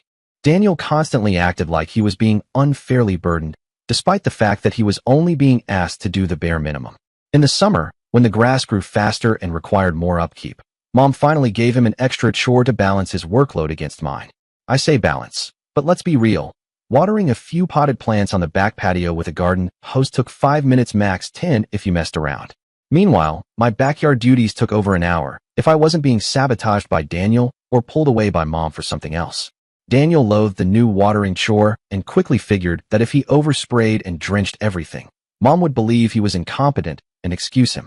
He tried to make it seem like he was wasting water, an especially big deal in Southern California, where conservation is crucial. But neither of our parents gave in. Every time he killed one of Mom's plants with his accidental overwatering, he got a spanking even as a middle schooler and was dragged back to the garden center to buy a replacement. Usually, I had to come too so Dad could also grab a new sprinkler head, another casualty of Daniel's laziness. Somehow, that ended up being my fault too. If you've never mowed a lawn before, here's a fun fact. Wet grass lays flat and doesn't get cut evenly, which means the job gets harder and the results look worse. Daniel, of course, knew this and would intentionally soak a 10-foot swath of the backyard whenever he had to water the plants. At first, I just avoided the wet area and came back to mow it once it had dried, because wet clippings stuck to my legs and made me itch like crazy. Daniel didn't like that I was working around his sabotage and made a point of telling Mom that I wasn't mowing the whole yard at once. That's when I learned about the uneven cutting that happens when you mow wet grass and why waiting for it to dry was the only real option. But my explanations were ignored. Mom sided with Daniel, as usual. She screamed at me, took away my phone privileges and access to the school-loaned computer I needed for homework for an entire week, while Daniel lounged in his room, playing his Game Boy between mowing and edging. Until, that is, I finally ruined that for him too. This went on all summer. Every time I asked Daniel not to overspray because it interfered with my mowing, he'd just glare at me and do it anyway. He'd claim it was an accident or say he was just playing with the dog. Eventually, Dad noticed me avoiding the wet areas and asked why. So I spilled the tea. After that, a new rule was set. If Daniel soaked any part of the backyard while watering Mom's plants, he had to mow that section. Miraculously, he became an expert with the hose almost overnight. No more drowned plants, no more replacement runs to the nursery. Funny how that works. He still hated waiting on me to finish with whatever tool I was using, and his entitled attitude only got worse. At one point, he decided he was done waiting altogether. I remember this moment vividly because it led to one of the dumbest rule changes ever added to the chore list. For context, our weed whacker was electric, plugged into the wall via a super long extension cord wound on a reel. The outdoor outlets had those plastic weatherproof covers to protect them from rain. That day, I was outside, peacefully weed whacking, bent over awkwardly as I worked the tool. I was about a quarter of the way through the job when Daniel finished mowing the front yard.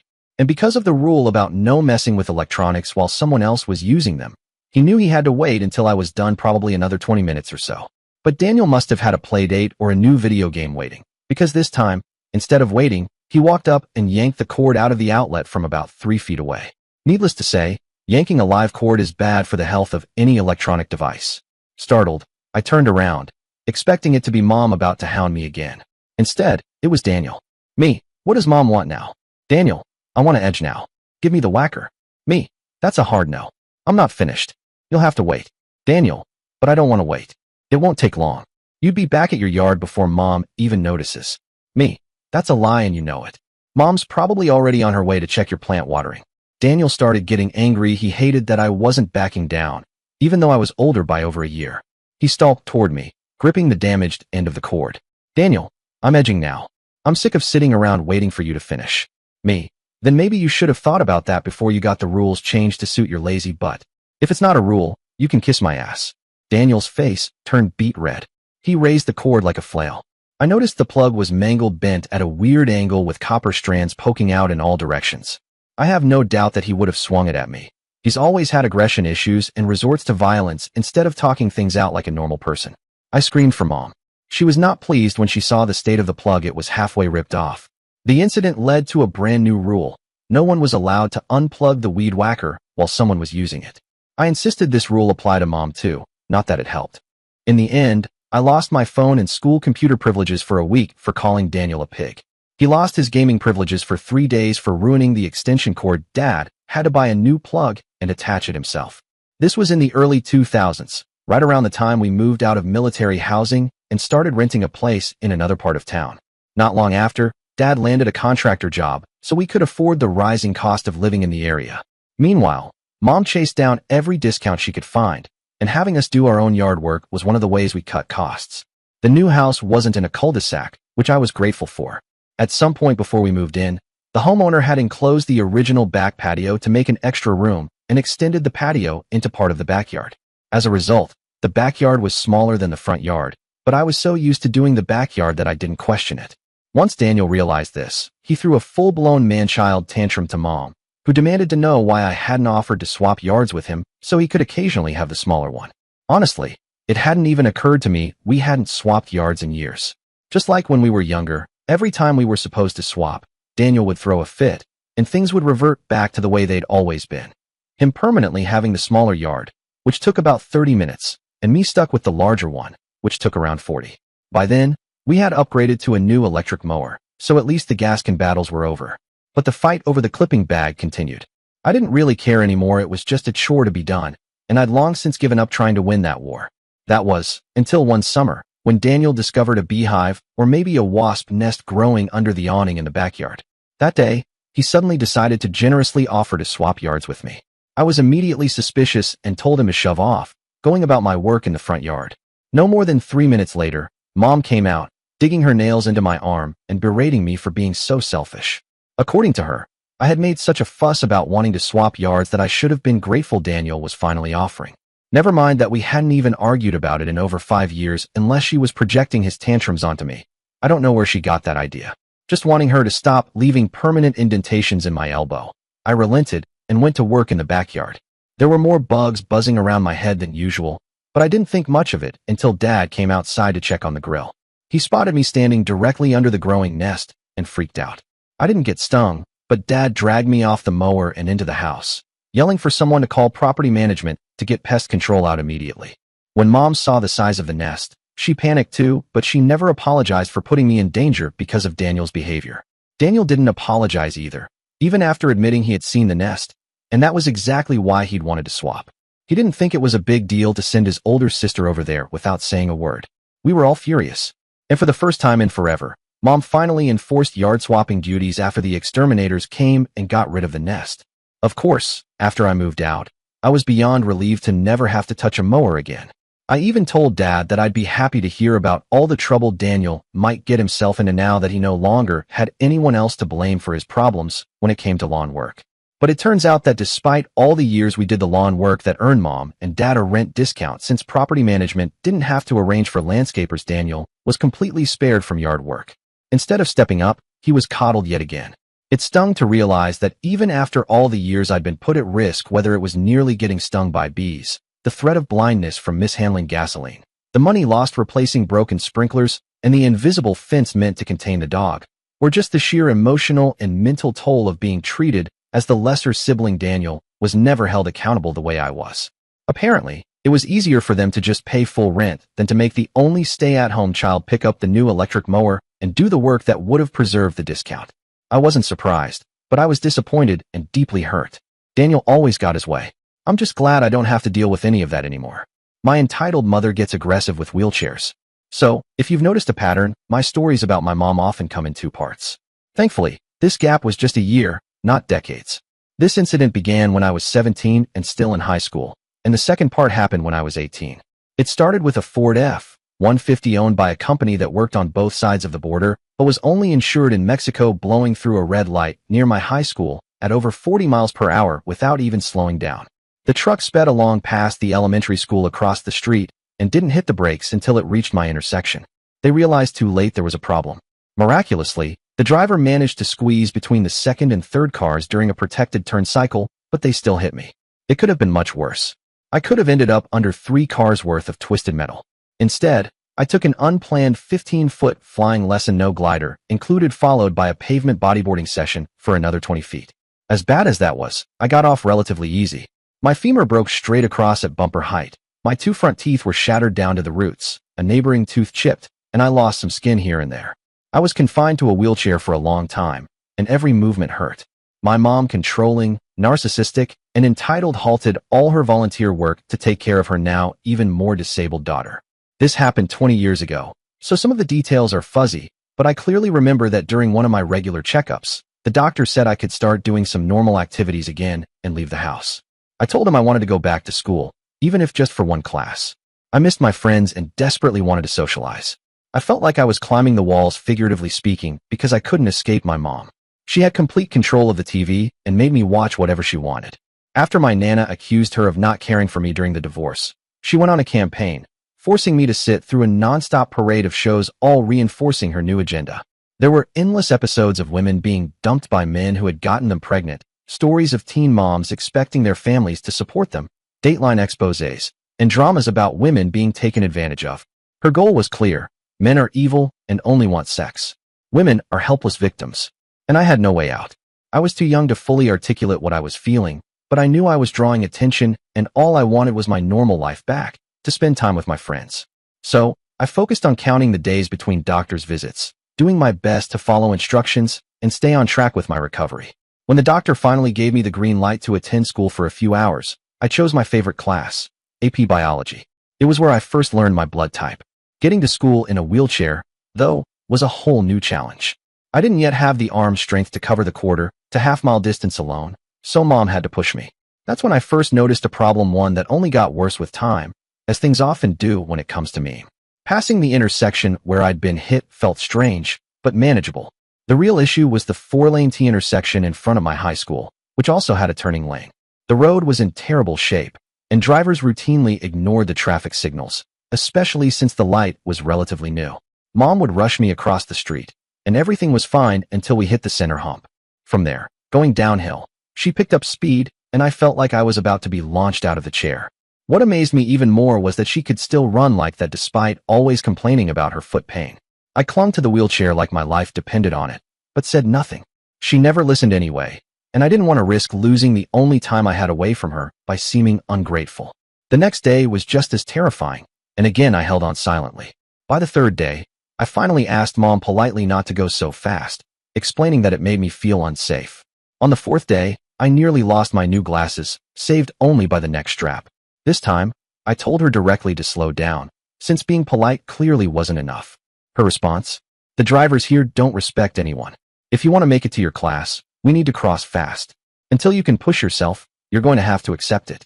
You don't want to end up back in the hospital, do you? This went on for a full week while I worked hard to build up my strength at home.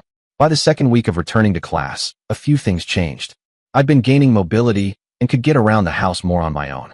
I wanted my independence back, especially from Mom, who loved parading me around whenever she went anywhere, with Dad off at work on base doing whatever enlisted duties required. I was tired of feeling dread every time we approached a street, afraid of what she might do if she got annoyed while I was stuck in a seated position, completely dependent on her. Then things escalated. One day, a jacket I had folded in my lap bounced off and landed in the crosswalk as she rushed me across the street. Several cars ran it over before the light changed, and she could retrieve it, and she only did so begrudgingly. The hoodie was ruined and had to be thrown away, but she used the incident to justify her behavior, claiming it proved she had every right to keep pushing me at unsafe speeds. One day, while we were just crossing another street, my injured leg, which was in a brace, got jostled out of its support. I instinctively hit the brake on one wheel so I could adjust my leg and get it back into place. For that, I got scolded for using the brakes mid-crossing and not being more careful with my hurt leg. We were going over trolley tracks, so I still don't know what exactly I could have done differently. I'd had enough. The next day, as Mom pushed me toward the same intersection with the same reckless speed, I waited until we hit the high point in the street. Then I gently applied the brakes, just enough to slow the chair down, without forcing a stop, hoping she'd finally get the message. I had already asked her, more than once, to slow down because the way she was pushing me made me feel unsafe. Of course, she didn't listen and actually tried to speed up the moment I eased up. So I applied the brakes again, keeping a pace I felt safe with. I felt her body bump into the back of my chair as she walked into it, but we still crossed the street in the same amount of time, without unnecessary pain or panic on my part. Can't say the same for her. She was putting off a much-needed surgery because recovery meant relying on others to drive her for 3 months, but that's a story for another time. This pattern repeated for 3 more days. Then she'd had enough of me enforcing my will with what she called tactical braking.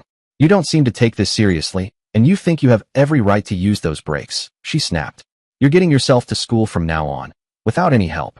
Of course, she made sure to huff and puff and play the poor, suffering mother on the phone that day, telling her few remaining friends after her usual address book purge that her ungrateful daughter was just impossible. This always happened whenever someone challenged her. She would throw a dramatic fit and revoke whatever help or benefit she had been offering. She'd never let me try to push myself to school before. But now, her tantrum had finally given me the opportunity to prove I could. It was hard, really hard. But every time she pretended to be sweet or commented on how tough it must be for me and that I'd be better off letting her help, I found a little more strength to keep going. I got blisters and calluses. My arms felt like limp noodles, aching in that satisfying way that meant I was getting stronger. I was late to class for a while, and even though she wasn't pushing me, she still followed close behind. In that strange, twisted way some toxic parents do, she did care, just not in a healthy or helpful way. She loved control more than actual support. Eventually, after crossing the hump in the road by school, I noticed something odd. My chair dipped forward too suddenly as I coasted toward the sidewalk. I looked back and saw that Mom had planted her feet on the back bar of my wheelchair and was holding onto the handlebars not to help me, but to hitch a ride so she didn't have to walk the whole distance herself. All the while, she smiled and waved to passing drivers like everything was normal. She kept doing this every day. That's when I started teaching myself to turn corners using just the brakes. So, the increased speed from Mom's added weight on the wheelchair didn't bother me much, but it was another situation where I didn't really know how to react. I wish I could say these uncomfortable incidents only happened near our house, but unfortunately, she pulled similar stunts at a wholesale store and even at an amusement park. That particular park incident involved a whole other mess where the wheelchair was stolen, though Reddit's filters don't seem to like that story. Things got worse in crowded areas like amusement parks, the beach, theaters, or grocery stores on a Sunday. Once I reached that awkward middle stage of recovery, able to walk short distances on crutches, but still needing the wheelchair for anything longer, her behavior started to shift in public. As my healing progressed, and I regained full range of motion in my knee, I could sit more comfortably without my leg jutting straight out, which I was initially glad about. But soon, I noticed something else. When Mom was in control of the wheelchair, I began bumping into people a lot more. I thought it was accidental at first, but the frequency made it hard to believe. I'd be pushed into people's calves without warning, making them yelp and turn around in surprise. She shoved us through crowds like we were part of a fast and furious chase scene. I started to realize I was just a tool to her, a way to cut lines, force people out of the way, and make things move faster because her foot was hurt. The resentment built up quickly. Every dirty look from strangers landed on me, not her, even though she was the one pushing. Once I graduated to using only a cane, I swore I'd never let anyone else push me in a wheelchair again. About a year later, my family planned a trip to an amusement park, the one from the commercials with the dancing old guy, and I invited my best friend Bubbles. I now regret that she had to become part of this story. While we were at the park, Bubbles twisted her ankle.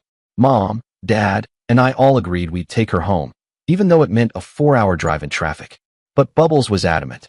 It was the last day of a long weekend. She insisted it was just a twist, and she didn't want to leave early. So we rented a park wheelchair, and I felt that old dread creeping back up. I hovered close out of genuine concern for Bubbles, but also out of fear about what Mom might do. I didn't care that I still needed a cane. I had a mission now. I did everything I could to make sure I was the one pushing Bubbles. If Mom had to do it, it was only on flat ground where her aggressive instincts wouldn't kick in. The only hiccup was when we wanted to go on one of those circular river rides that hold about a dozen people per boat. The ride was barely wheelchair accessible, but we both wanted to try it. At the end of the day, the crowd exiting the park was thick like gym class soup. I had a white-knuckle grip on the wheelchair's handlebars, guiding Bubbles carefully. She was tired, in pain, and moving slow. Mom was limping too, and I started to feel that familiar sense of dread. Something about her expression made the hairs on my neck stand up. "Move over, Abraxas, you're too slow," she barked. Then came the elbow to my ribs. She yanked the chair around, pried my hands off the handles, and took over.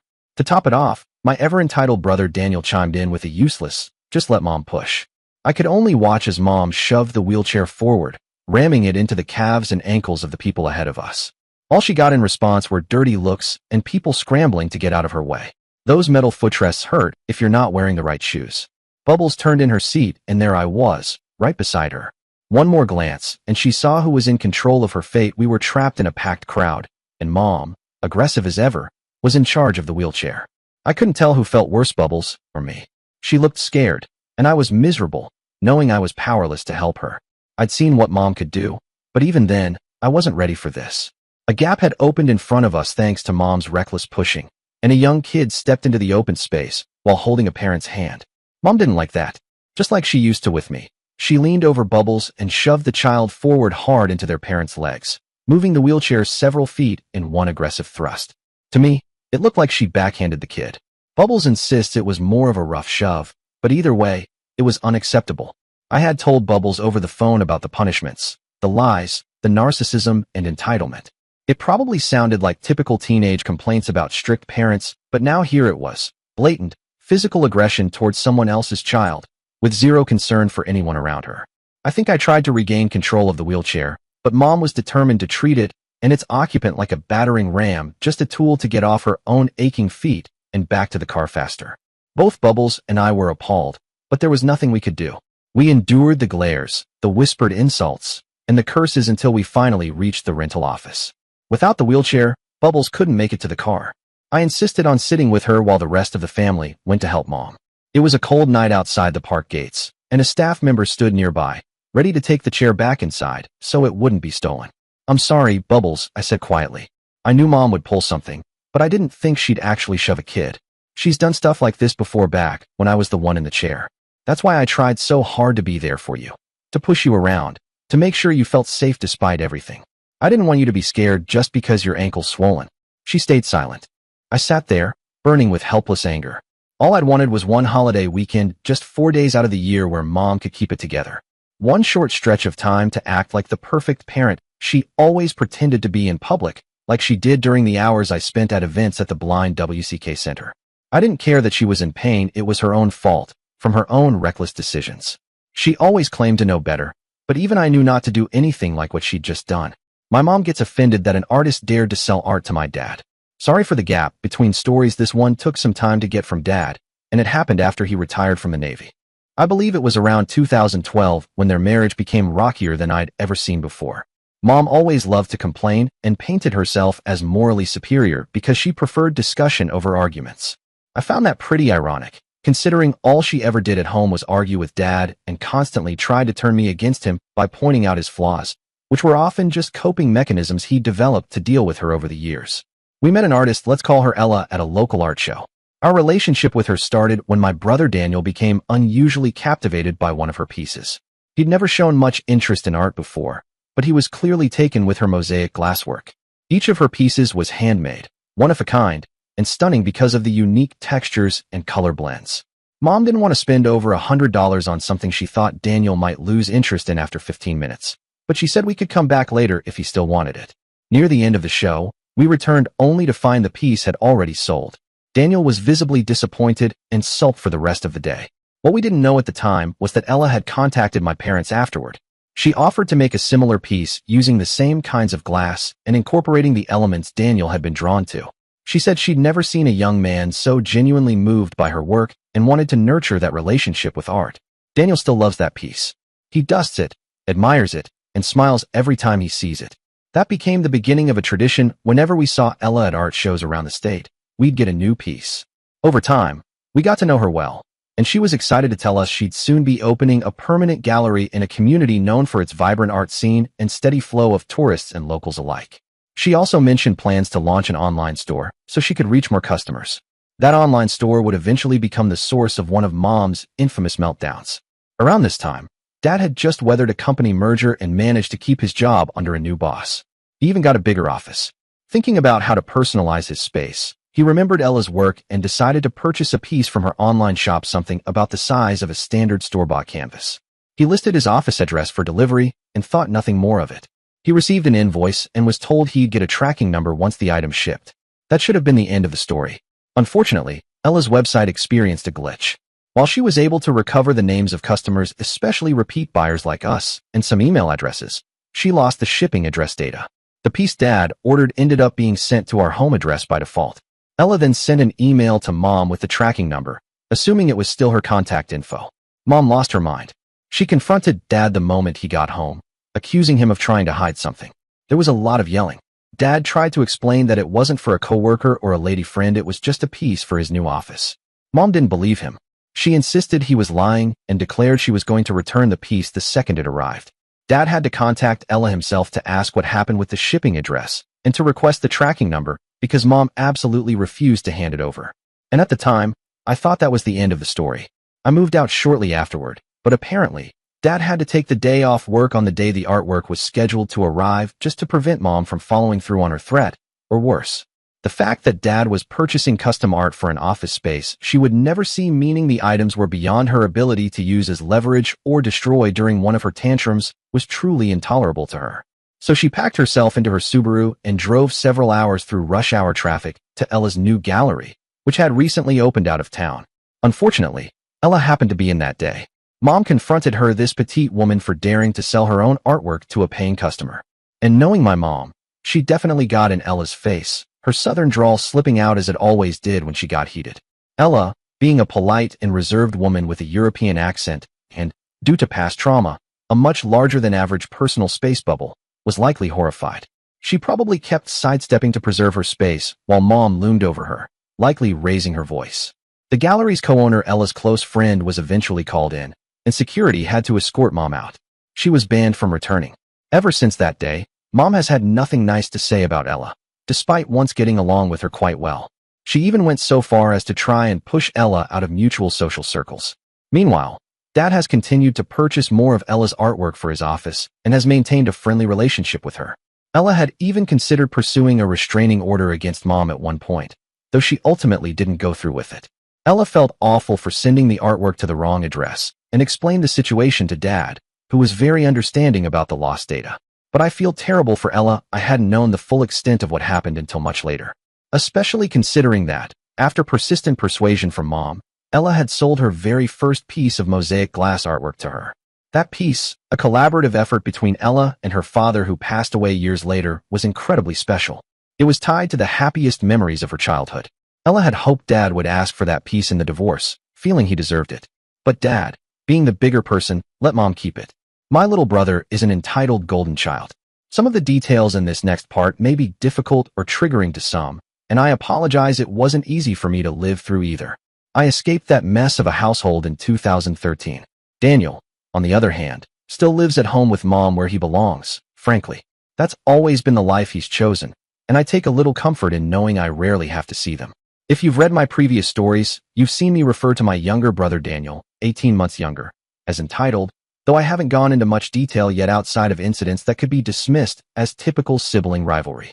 But I can tell you from having lived with him for 27 years and having endured his bullying and abuse for as long as I can remember, it goes way beyond that. The earliest incident I remember involved his strange sleeping habits. He has OCD, so everything had to be just so. At the time, I was either in preschool or kindergarten. Back then, we could still climb into our parents' bed after a nightmare, but after a few months, mom banned it. That's when Daniel started coming to my room. I agreed, wanting to be a good big sister, but I came to regret it. Daniel's OCD demanded that he sleep in the exact center of the bed, with all the blankets tucked tightly around him so that no moving air could reach his skin. That meant I was pushed to the very edge of my full-size bed, which wasn't exactly comfortable. On cold winter nights in Illinois, I wasn't about to freeze just so he could have every blanket wrapped around him. I was wearing nothing but flannel pajamas and clutching a stuffed animal, and I wasn't willing to go without covers to satisfy his sensitivities. I tried to compromise, suggesting he could use the 2 lower blankets if I could have the top sheet and comforter. But no, he insisted on having all 4 blankets and the flat sheet wrapped around him. He also preferred if I didn't move the bed at all while he was sleeping.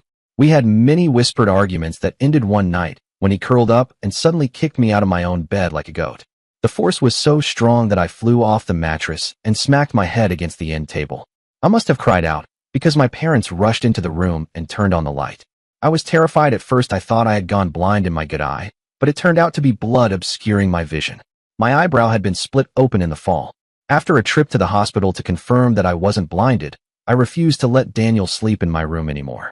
His retaliation? He started leaving my bedroom light on all night until I gave in. We were both scolded by mom not for what he'd done to me, but for being wasteful children who should have known better. That incident wasn't the last time Daniel hurt me, but from then on, every act was calculated and intentional. After Dad got stationed in California in the early 90s, Daniel started showing an interest in tools.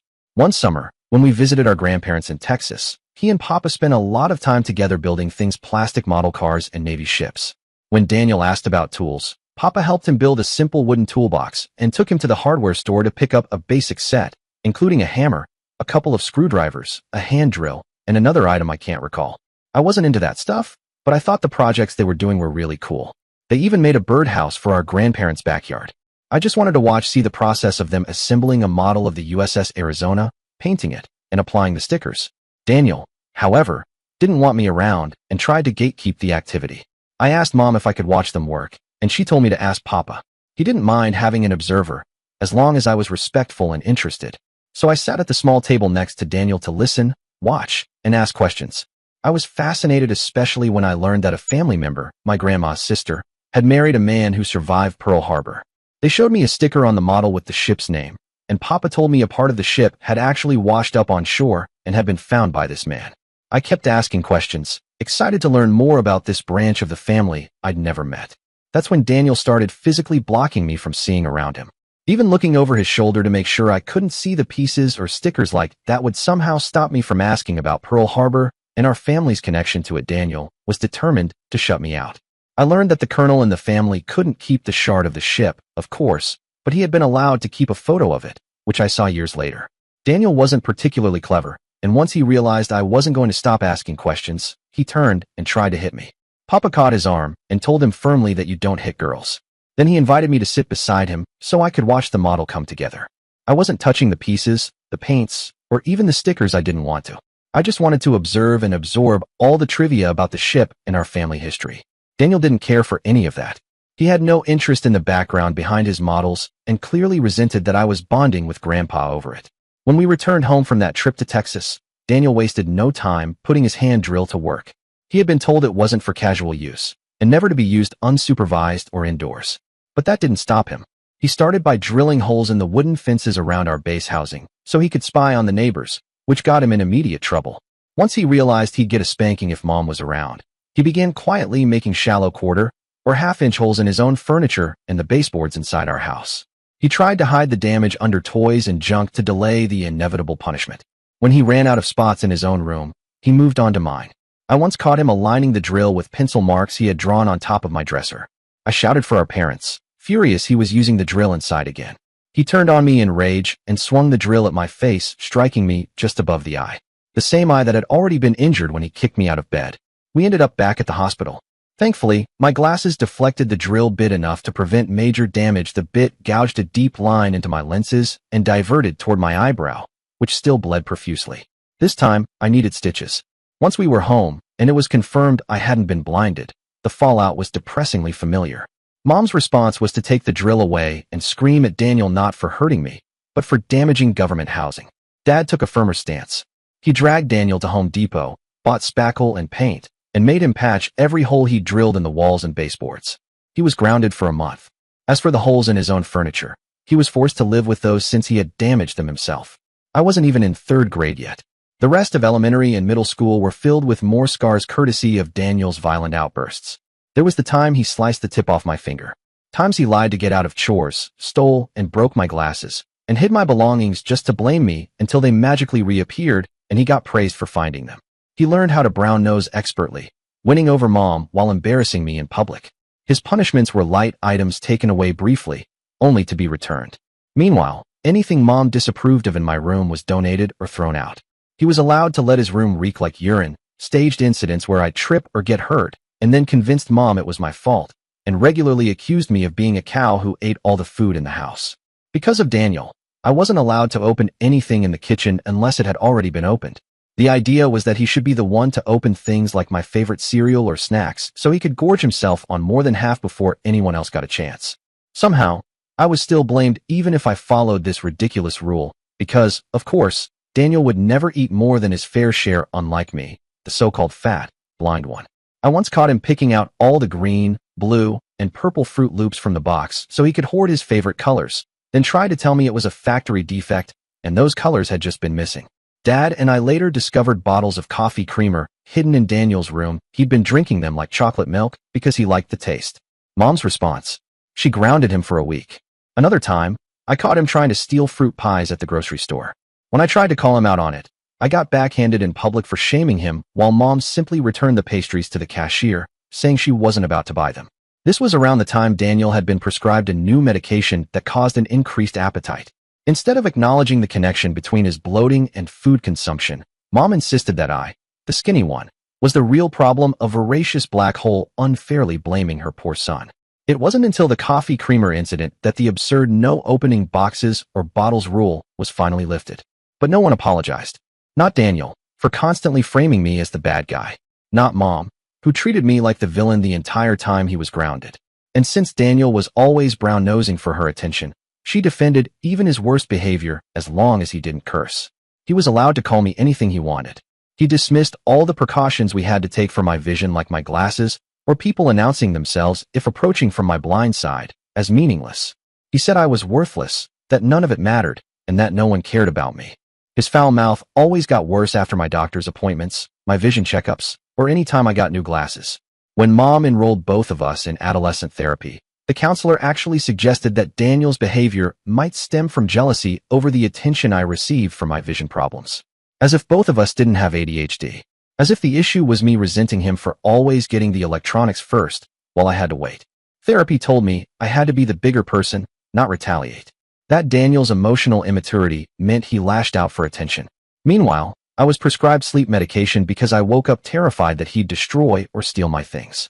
I was put on antidepressants because I showed signs of depression before I was even a teenager, on top of the medication for ADHD.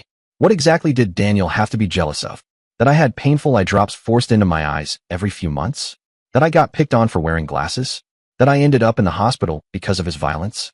Why was I the one seen as the problem? I wasn't some menial detail like he claimed I was. He didn't even know what the word meant, he just thought it sounded impressive. He was raised knowing better than to hit girls, but he still came at me from my blind side regularly with hit-and-run attacks, and Mom let him get away with it. Later on, he stuck to being obstinate, which I kind of was too, but only after I realized my mom was a terrible parent who just wanted to mistreat me for not being a mindless parrot like Daniel. I was in middle school then, maxed out on my antidepressant dosage appropriate for my height and weight. Daniel was also violent and aggressive when it came to video games. He absolutely had to win. We used to go to the rec center on base where you could trade in a military ID for an hour on an N64 or a computer or other activities. We played games like Kirby, Smash Brothers, or Pokemon. My vision quickly became a serious problem if there was too much movement or not enough contrast. I couldn't see my character. In Smash Brothers, I stopped touching the controller because I couldn't keep track of my character. Daniel always picked a character that blended into the stage and ran around, moving the camera so I couldn't react before he knocked me off the stage repeatedly. I eventually refused to play that game anymore, which made him cry to Mom. That led us to playing Pokemon instead, where we were supposed to learn, share, and play together. According to Mom, I was being a selfish brat for not wanting to do that with Daniel. But in the Pokemon game, Daniel ignored my questions about what each Pokemon did, why they were different, what the types meant, and why we had to pick 6 at the start. At first, I chose the ones I liked the look of and got wiped out. Then I noticed he kept swapping out his team whenever one of mine came out, so I started doing the same. I could see the game clearly, but Daniel was purposely keeping me in the dark about the mechanics so he could get cheap wins to brag about like it meant anything outside the game. Since the Pokemon show and trading card game were all the rage, between visits to the rec center, I had to ask other kids in the neighborhood and at school for information to catch up. Eventually, I developed a strategy to beat the living daylights out of Daniel's team, which all hinged on Chansey being a damaged sponge and hitting it with the right moves. Daniel got mad when he realized I'd figured him out. He lied about agreeing not to use his pink tank and tried to hit me every time I picked a counter to his trick. When that failed, he pretended he wasn't going to use it and switched it out to get his meaningless victory again. But I caught on to his tactics, and they stopped working, which made him furious.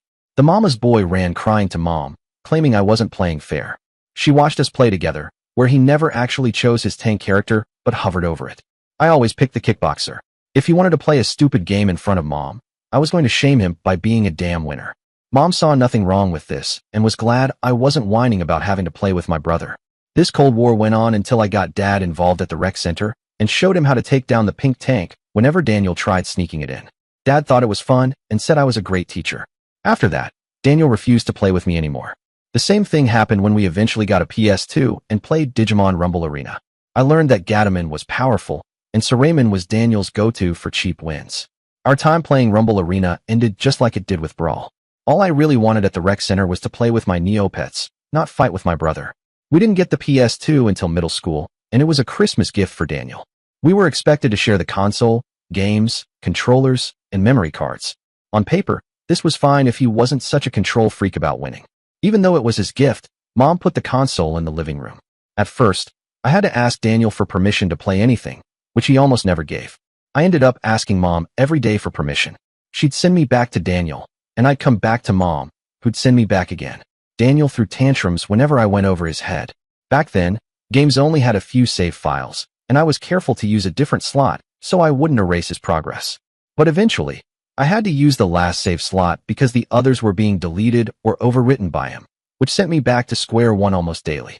I told Mom about it, but she just brushed it off, saying the constant restarting would help me get better and that Daniel didn't mean to be malicious.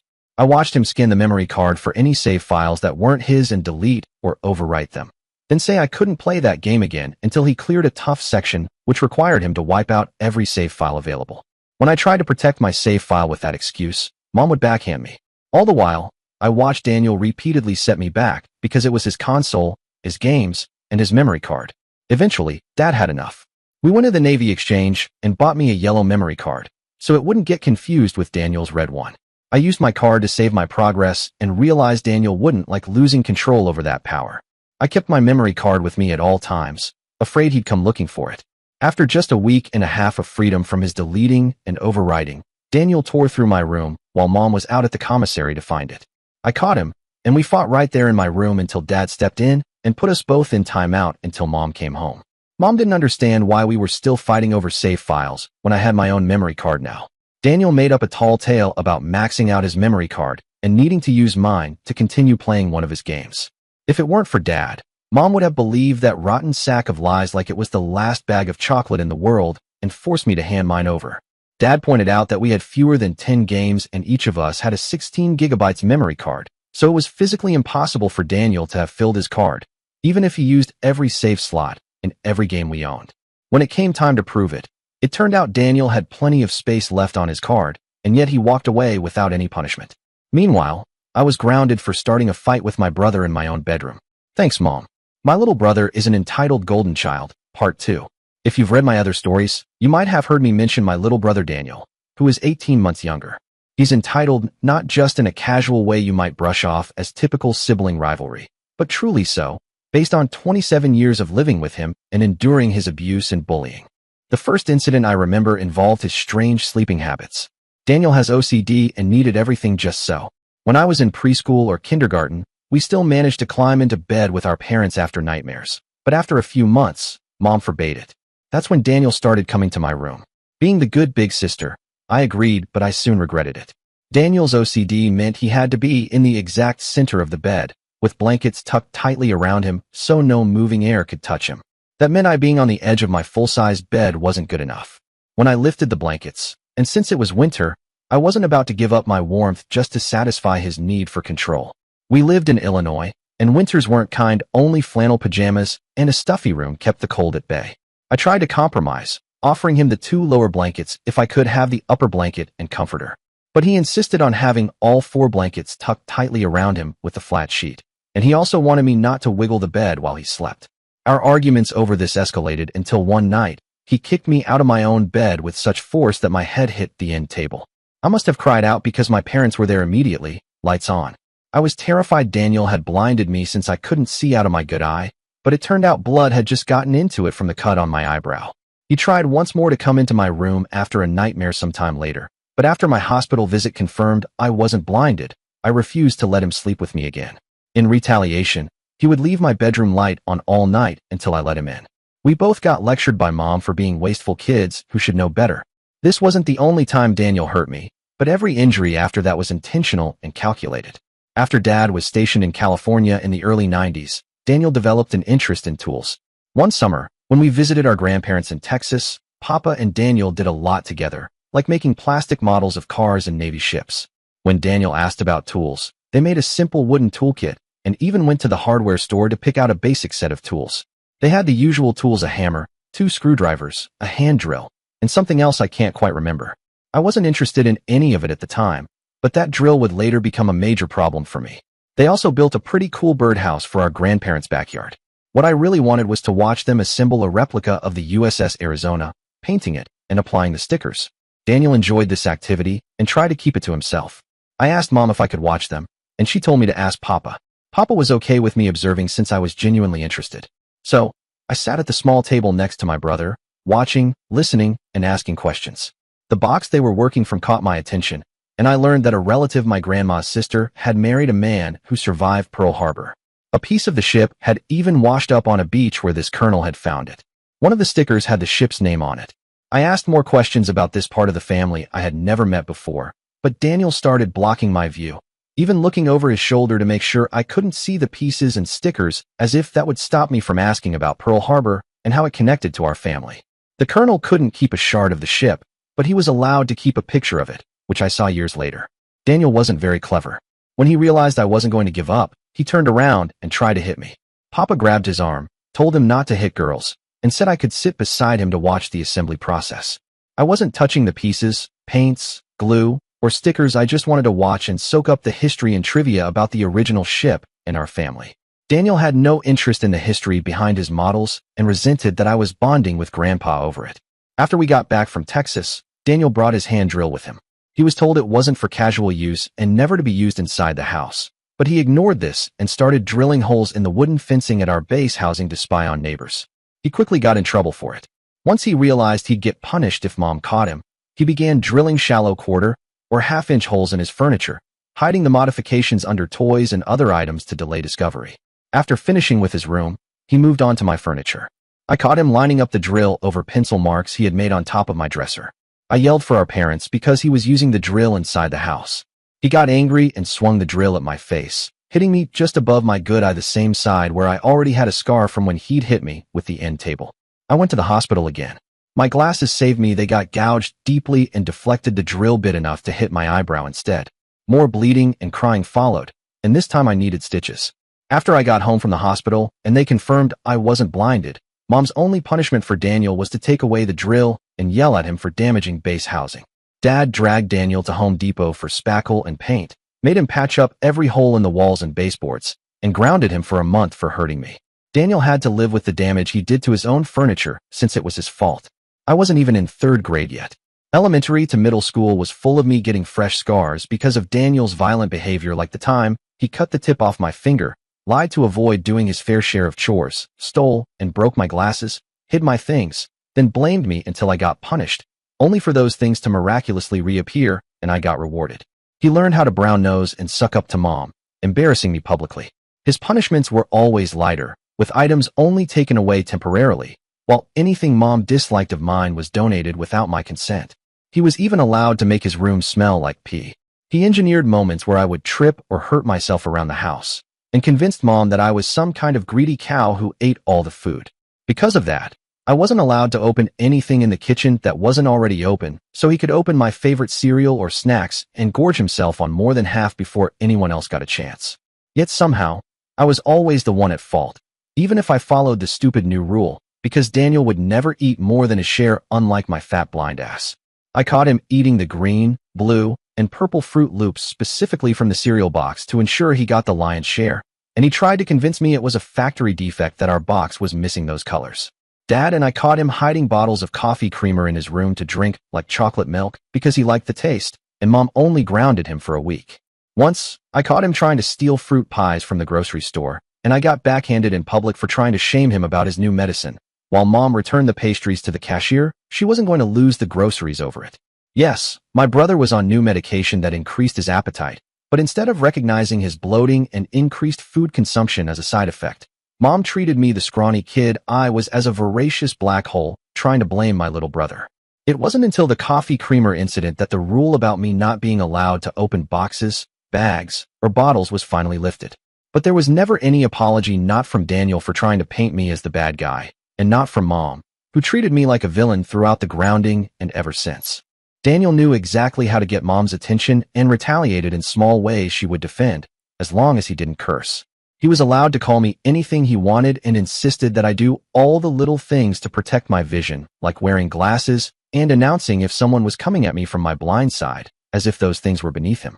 He told me I was worthless and didn't matter to him or anyone else.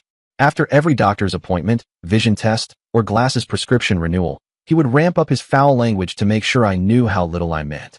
Mom enrolled both of us in adolescent therapy and told me maybe the reason my brother was acting out was because he was jealous. Daniel was supposedly jealous of the attention I got from our parents because of my vision problems, as if we didn't both have to see doctors for ADHD. Those therapy sessions did nothing for me except make me feel blamed for resenting that every new electronic device that came into the house went straight to my brother before I might get one. They said his emotional stagnation, caused by his mental issues, made him lash out to get attention the only way he knew, and that I had to be the bigger person and not retaliate. I was prescribed sleep medication because every little noise in the house would wake me up, scared for my things. I was also given antidepressants since I showed signs of depression despite my young age, alongside meds for ADHD. What did Daniel have to be jealous of? That I got painful eye drops dropped into my eyes every few months? That I got teased for wearing glasses?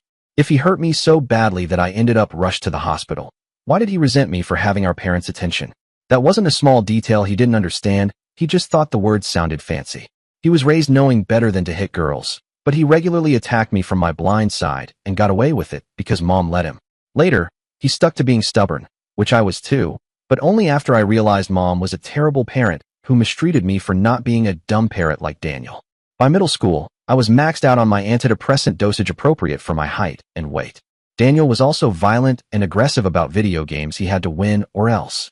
We used to go to the rec center on base with Mom, trading her military ID for an hour of time on an N64, a computer, or other activities.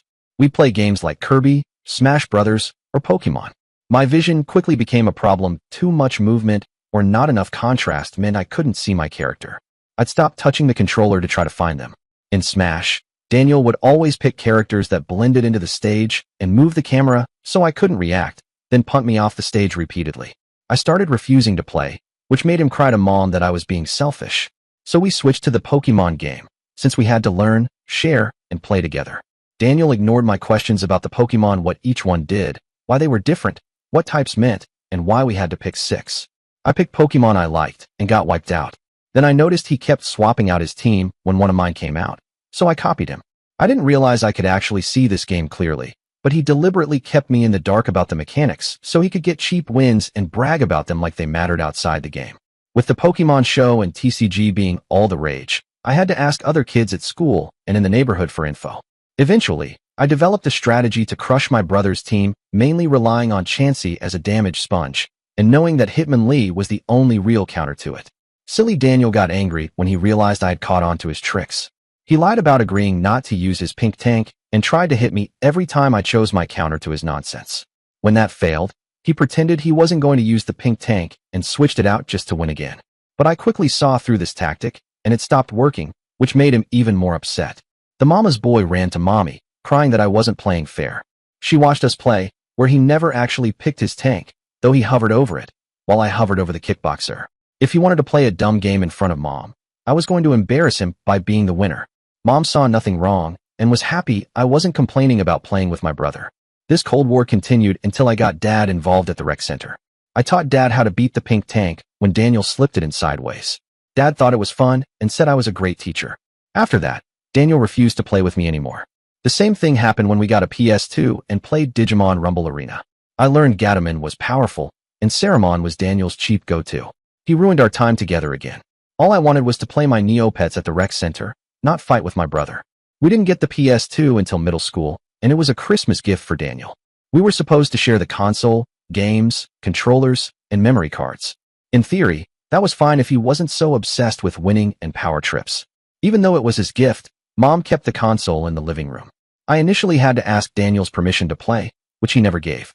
I kept asking Mom every day for permission to play, and she kept sending me back to Daniel, who then threw a tantrum because I had gone over his head. Back then, games had only a few save files, and I made sure to use different ones so I wouldn't erase his progress. Eventually, I had to use the last save slot, which he claimed was for accidental deletions, but it would send me back to square one almost daily. I tried telling Mom, but she dismissed it, saying I'd get better with practice and that Daniel didn't mean it. I watched him scan the save files on the memory card for any that weren't his, then delete or overwrite mine. He'd say I wasn't allowed to play until he finished a hard section that required wiping every save slot. I wasn't allowed to use that excuse to protect my save file and got backhanded by Mom whenever I tried. After repeatedly being set back by Daniel, I finally had enough. We went to the Navy exchange, and I got a yellow memory card that couldn't be confused with Daniel's red one. I used my card to protect my progress. Knowing Daniel wouldn't like losing this control, I kept my memory card with me at all times, fearing he'd come after it. Just a week and a half after gaining this freedom, Daniel ripped through my room while Mom was out at the commissary, searching for my card. Once again, I caught him, and we ended up fighting right in the middle of my room. Dad broke it up and put us both in timeout until Mom got home. Mom didn't understand why we were still arguing over save files when I already had my own memory card. Daniel then spun a tall tale about having maxed out his memory card and needing to use mine to keep playing one of his games. If it weren't for Dad, Mom would have swallowed that rotten sack of lies like it was the last bag of chocolate on earth and forced me to hand over my card. Dad pointed out that we had fewer than 10 games and each had a 16 gigabytes memory card, so it was physically impossible for Daniel to have filled his completely, even if he used every save slot in every game. When pressed, it turned out Daniel had plenty of room left on his card, and he got off scot-free while I was grounded for starting a fight with my brother in my own bedroom. Thanks, Mom. Here's why I have issues with food and cooking. Thanks, Mom. A commenter dug through my posts to shame me for mentioning an incident where my entitled mother stole food. They argued that parents do what they do out of love and that I have no right to not appreciate everything they do. So, let's debunk this and shed light on the food stealing now that I have some additional insights from my dad. Ever since I was little, Mom was aggressive about food. She's always been difficult and would make dinner for my brother and me, then send us off to bed. We lived in Illinois near the Naval Academy, far enough away that Dad would come home after Mom had put us down for the night. As a kid, I assumed parents were fair and kind, and that Mom saved dinner for Dad. She didn't. She forbade him from cooking after he got home because it would wake us up. My dad, a young man in his 20s at the time, could only manage a teacup of salsa and a bowl of tortilla chips for dinner. His equally young wife, who smoked a pack a week to stay thin and was vegan, then was being cruel, and I didn't realize that his breakfast consisted of just coffee and a few rice cakes. Lunch was ramen, a Coke, and a Nutter Butter. I thought I'd hit the jackpot when I found the chocolate treat, but Dad got mad when I took it. I didn't understand back then, but now I feel awful because that was his second highest calorie intake. Weekday dinners were just chips and salsa or nothing, and weekends meant he got to eat with us. He ate well only because he stuck with my brother and me, trying not to starve. This was supposedly around the time the Berlin Wall fell. Despite Mom's tales about how awful Dad was for making noise in the kitchen after bedtime, or any other excuses, once we moved to California for Dad's new duty station, he was closer to base housing and could come home for dinner. But he kept the chips and salsa habit. As my brother and I got older and developed the usual appetites of growing kids, Mom tried to limit what we ate. She insisted we shouldn't finish snacks faster than some arbitrary time and tried to enforce a rule restricting us to a fair share of snacks. There was a lot of pushback because my brother's OCD meant he would keep hoarding food unless someone was personally watching him, but if he was watched, he'd throw a fit. So, I had to get to the food first to secure my share. Mom wasn't happy that her rules were causing food aggression between us, so her solution was that any kid she caught eating an unauthorized snack or more than the approved amount had to stand in the middle of the kitchen and hold out their hand to receive a slap from a fly swatter soaked in water. If you pulled your hand back, she'd hit your face with the second swing. This didn't stop the food aggression, and my brother was often let off because of his condition. We both cheered every time she snapped the wet fly swatter because it meant we wouldn't get hit in the face. I got curious why Mom made key lime pie from scratch instead of buying it at the commissary. She said, "Okay, let's do both and you'll see." So I helped make an icebox pie, feeling excited because that meant we'd have two pies to enjoy. We started with the pre-made pie, which was okay. We each had one piece and could have a second, so being good kids, we didn't think twice about having two pieces after dinner. A few days later, before taking a shower, I went to the fridge and decided to tell Mom I was going to have my second slice after my shower. Something made me warn my brother that his pie was in the fridge and that if he had his today, we could have the new homemade pie tomorrow. After my shower, I went looking for my pie and it was gone. I found Mom in the kitchen, poking the last bite of my pie into her mouth while Dad also had a slice and my brother's slice was gone. I felt so betrayed and told Daniel, who threw an intense OCD fit. Dad said he didn't know it was our pie and asked Mom why she didn't tell him about the second, homemade pie. That didn't go any better. Still being the innocent second grader I was, I thought Mom would make up for it with the next pie and resolved not to trust anyone with my pie again. When I mentioned that the fair share rule meant she had to give us the pie she stole by giving us each an extra slice, Mom laughed and sent me away. "Okay, fine," she said. "Kids shouldn't have 3/4 of a pie between them." But I sure wasn't going to leave my pie in the fridge and lose it to that goat-faced excuse of a mother again. So, I kept trying to get my pie every night after dinner and was denied each time by Mom. Daniel was pissed too and pleaded with Mom for his slice, but was denied as well. His brilliant idea, about a week later, was to sneak out of his bedroom in the dead of night, sneak into the kitchen, and eat it. He could have gotten away with it if he hadn't made noise getting a fork.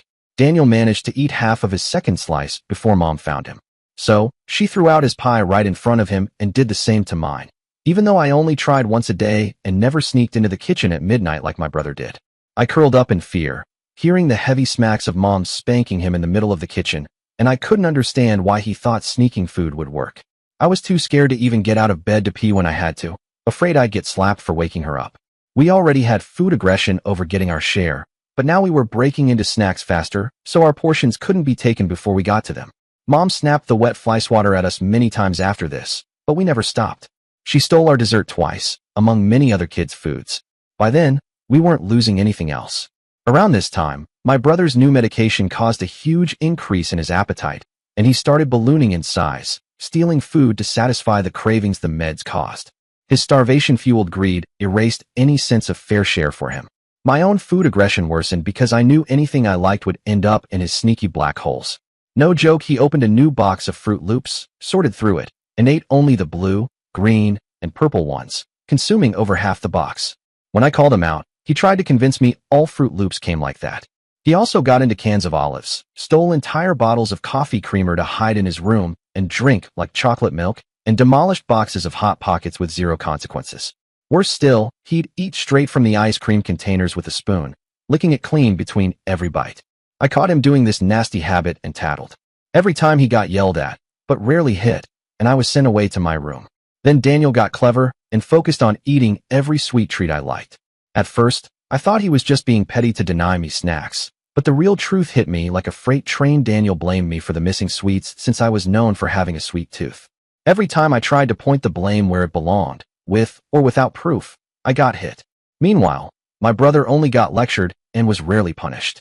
I was backhanded so much that I convinced myself crying was a weakness, and that if I stopped crying, Mom would stop hitting me. I had a cheap Talk Girl Walkman, and in 6th grade, I recorded my brother admitting fault for his overeating and intent to blame me, but it didn't make a difference to Mom. Dad made sure Daniel got punished, and my brother even tried to steal the recorder, which could only hold a single 30-second message.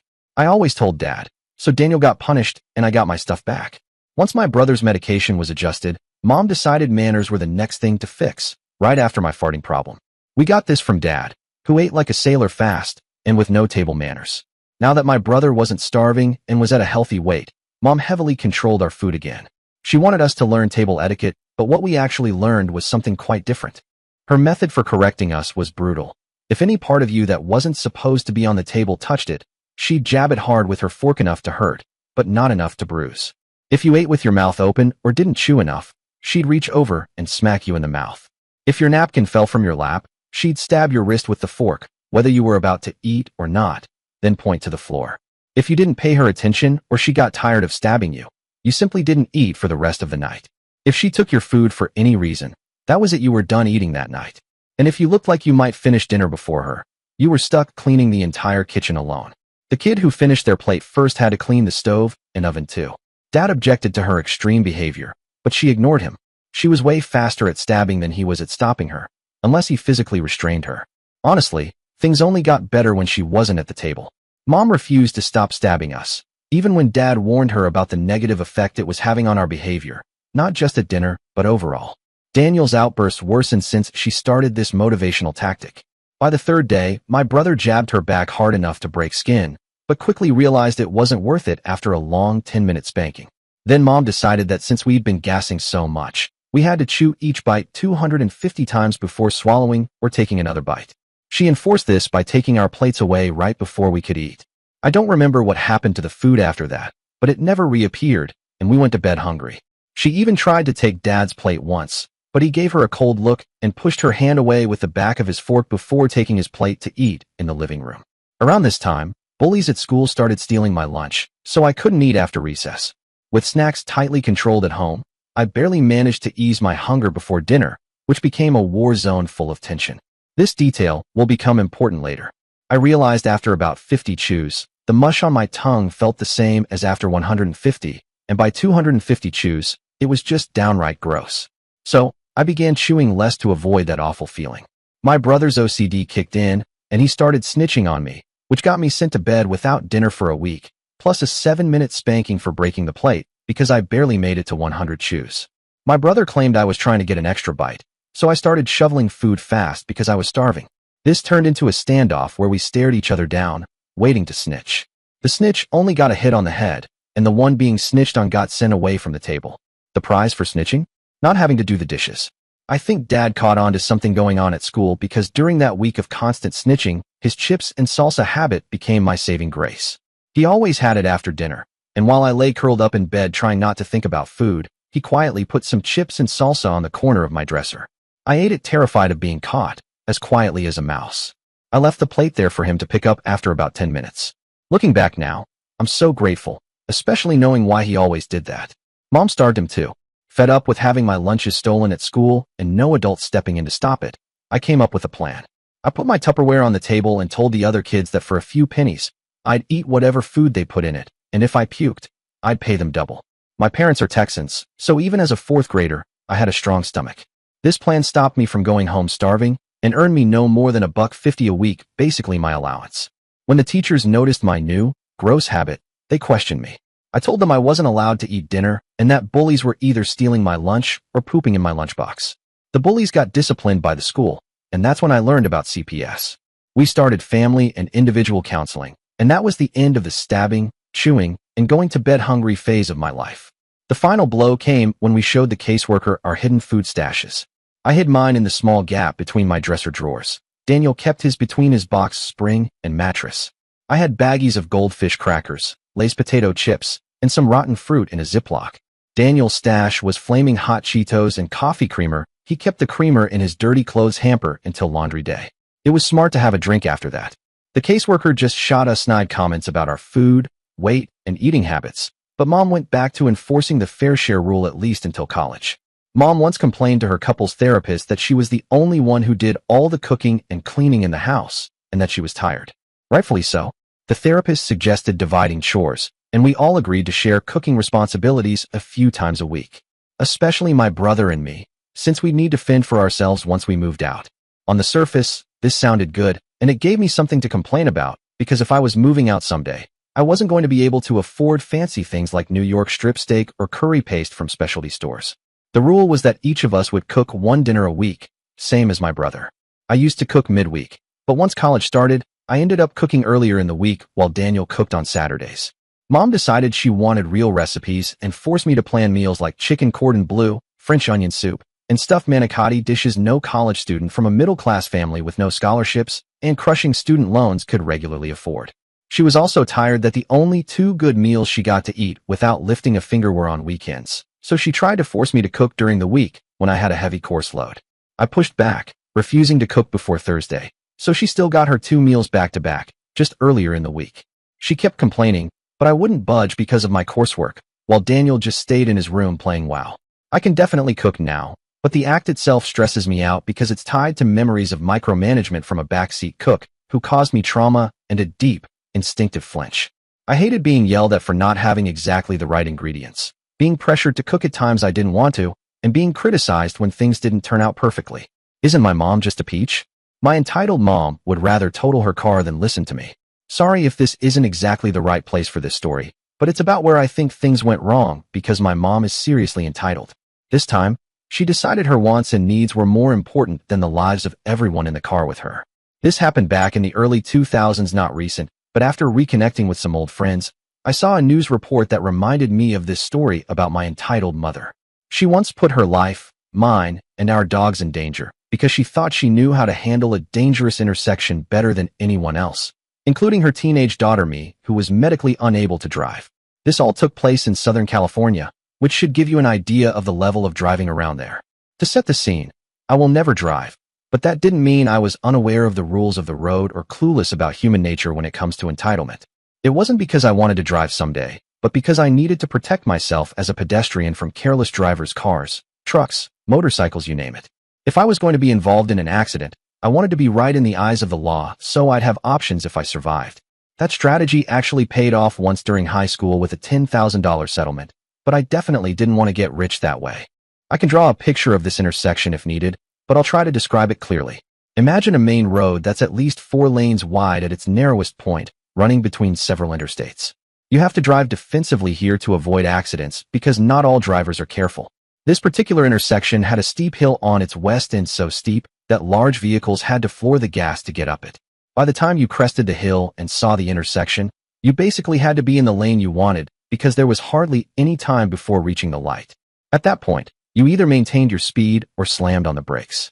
On our side of the street, there were 5 lanes, a protected left turn lane allowing a U-turn separated by a solid white line, which was about 6 cars deep, a left turn lane, 2 straight lanes, and a protected right turn lane. The opposite side had 4 lanes. This intersection was often in the news several times a month due to crashes caused by drivers going up that hill who weren't prepared for what awaited at the top. The southwest corner had a high school directly across from a fast food restaurant, and between these two was a small T intersection. This tiny T allowed drivers to safely enter the right turn lanes without risking collision with drivers coming up the hill to get into the other 3 lanes. But if you were stubborn or reckless like my mom, who had a very loose interpretation of the rules, you could cut across all the lanes of traffic, merge into the cars coming up the hill, and then turn into the protected U-turn lane. That made me nervous even during the day because you really can't see who's at the top of the hill until you're right there. Strangely, Mom seemed to respect that little white line more than the safety of herself and everyone in the car. One evening, I was doing some activities after school at the high school when Mom came to pick me up in her silver Subaru Legacy, with our little terrier along for the ride. The sun had long set, there was no moon, and the stars were hidden behind a thick marine layer. As I got in and we left the school, I noticed Mom staring down the dark hill, trying to spot any headlights coming up. I asked her to just go around the fast food place and approach the intersection from the south. It was safer that way. The south intersection was the route the school buses took, so the turns weren't blocked by anything, and it was better lit than the way Mom planned to go. I know what I'm doing, she snapped, clearly annoyed that I questioned her.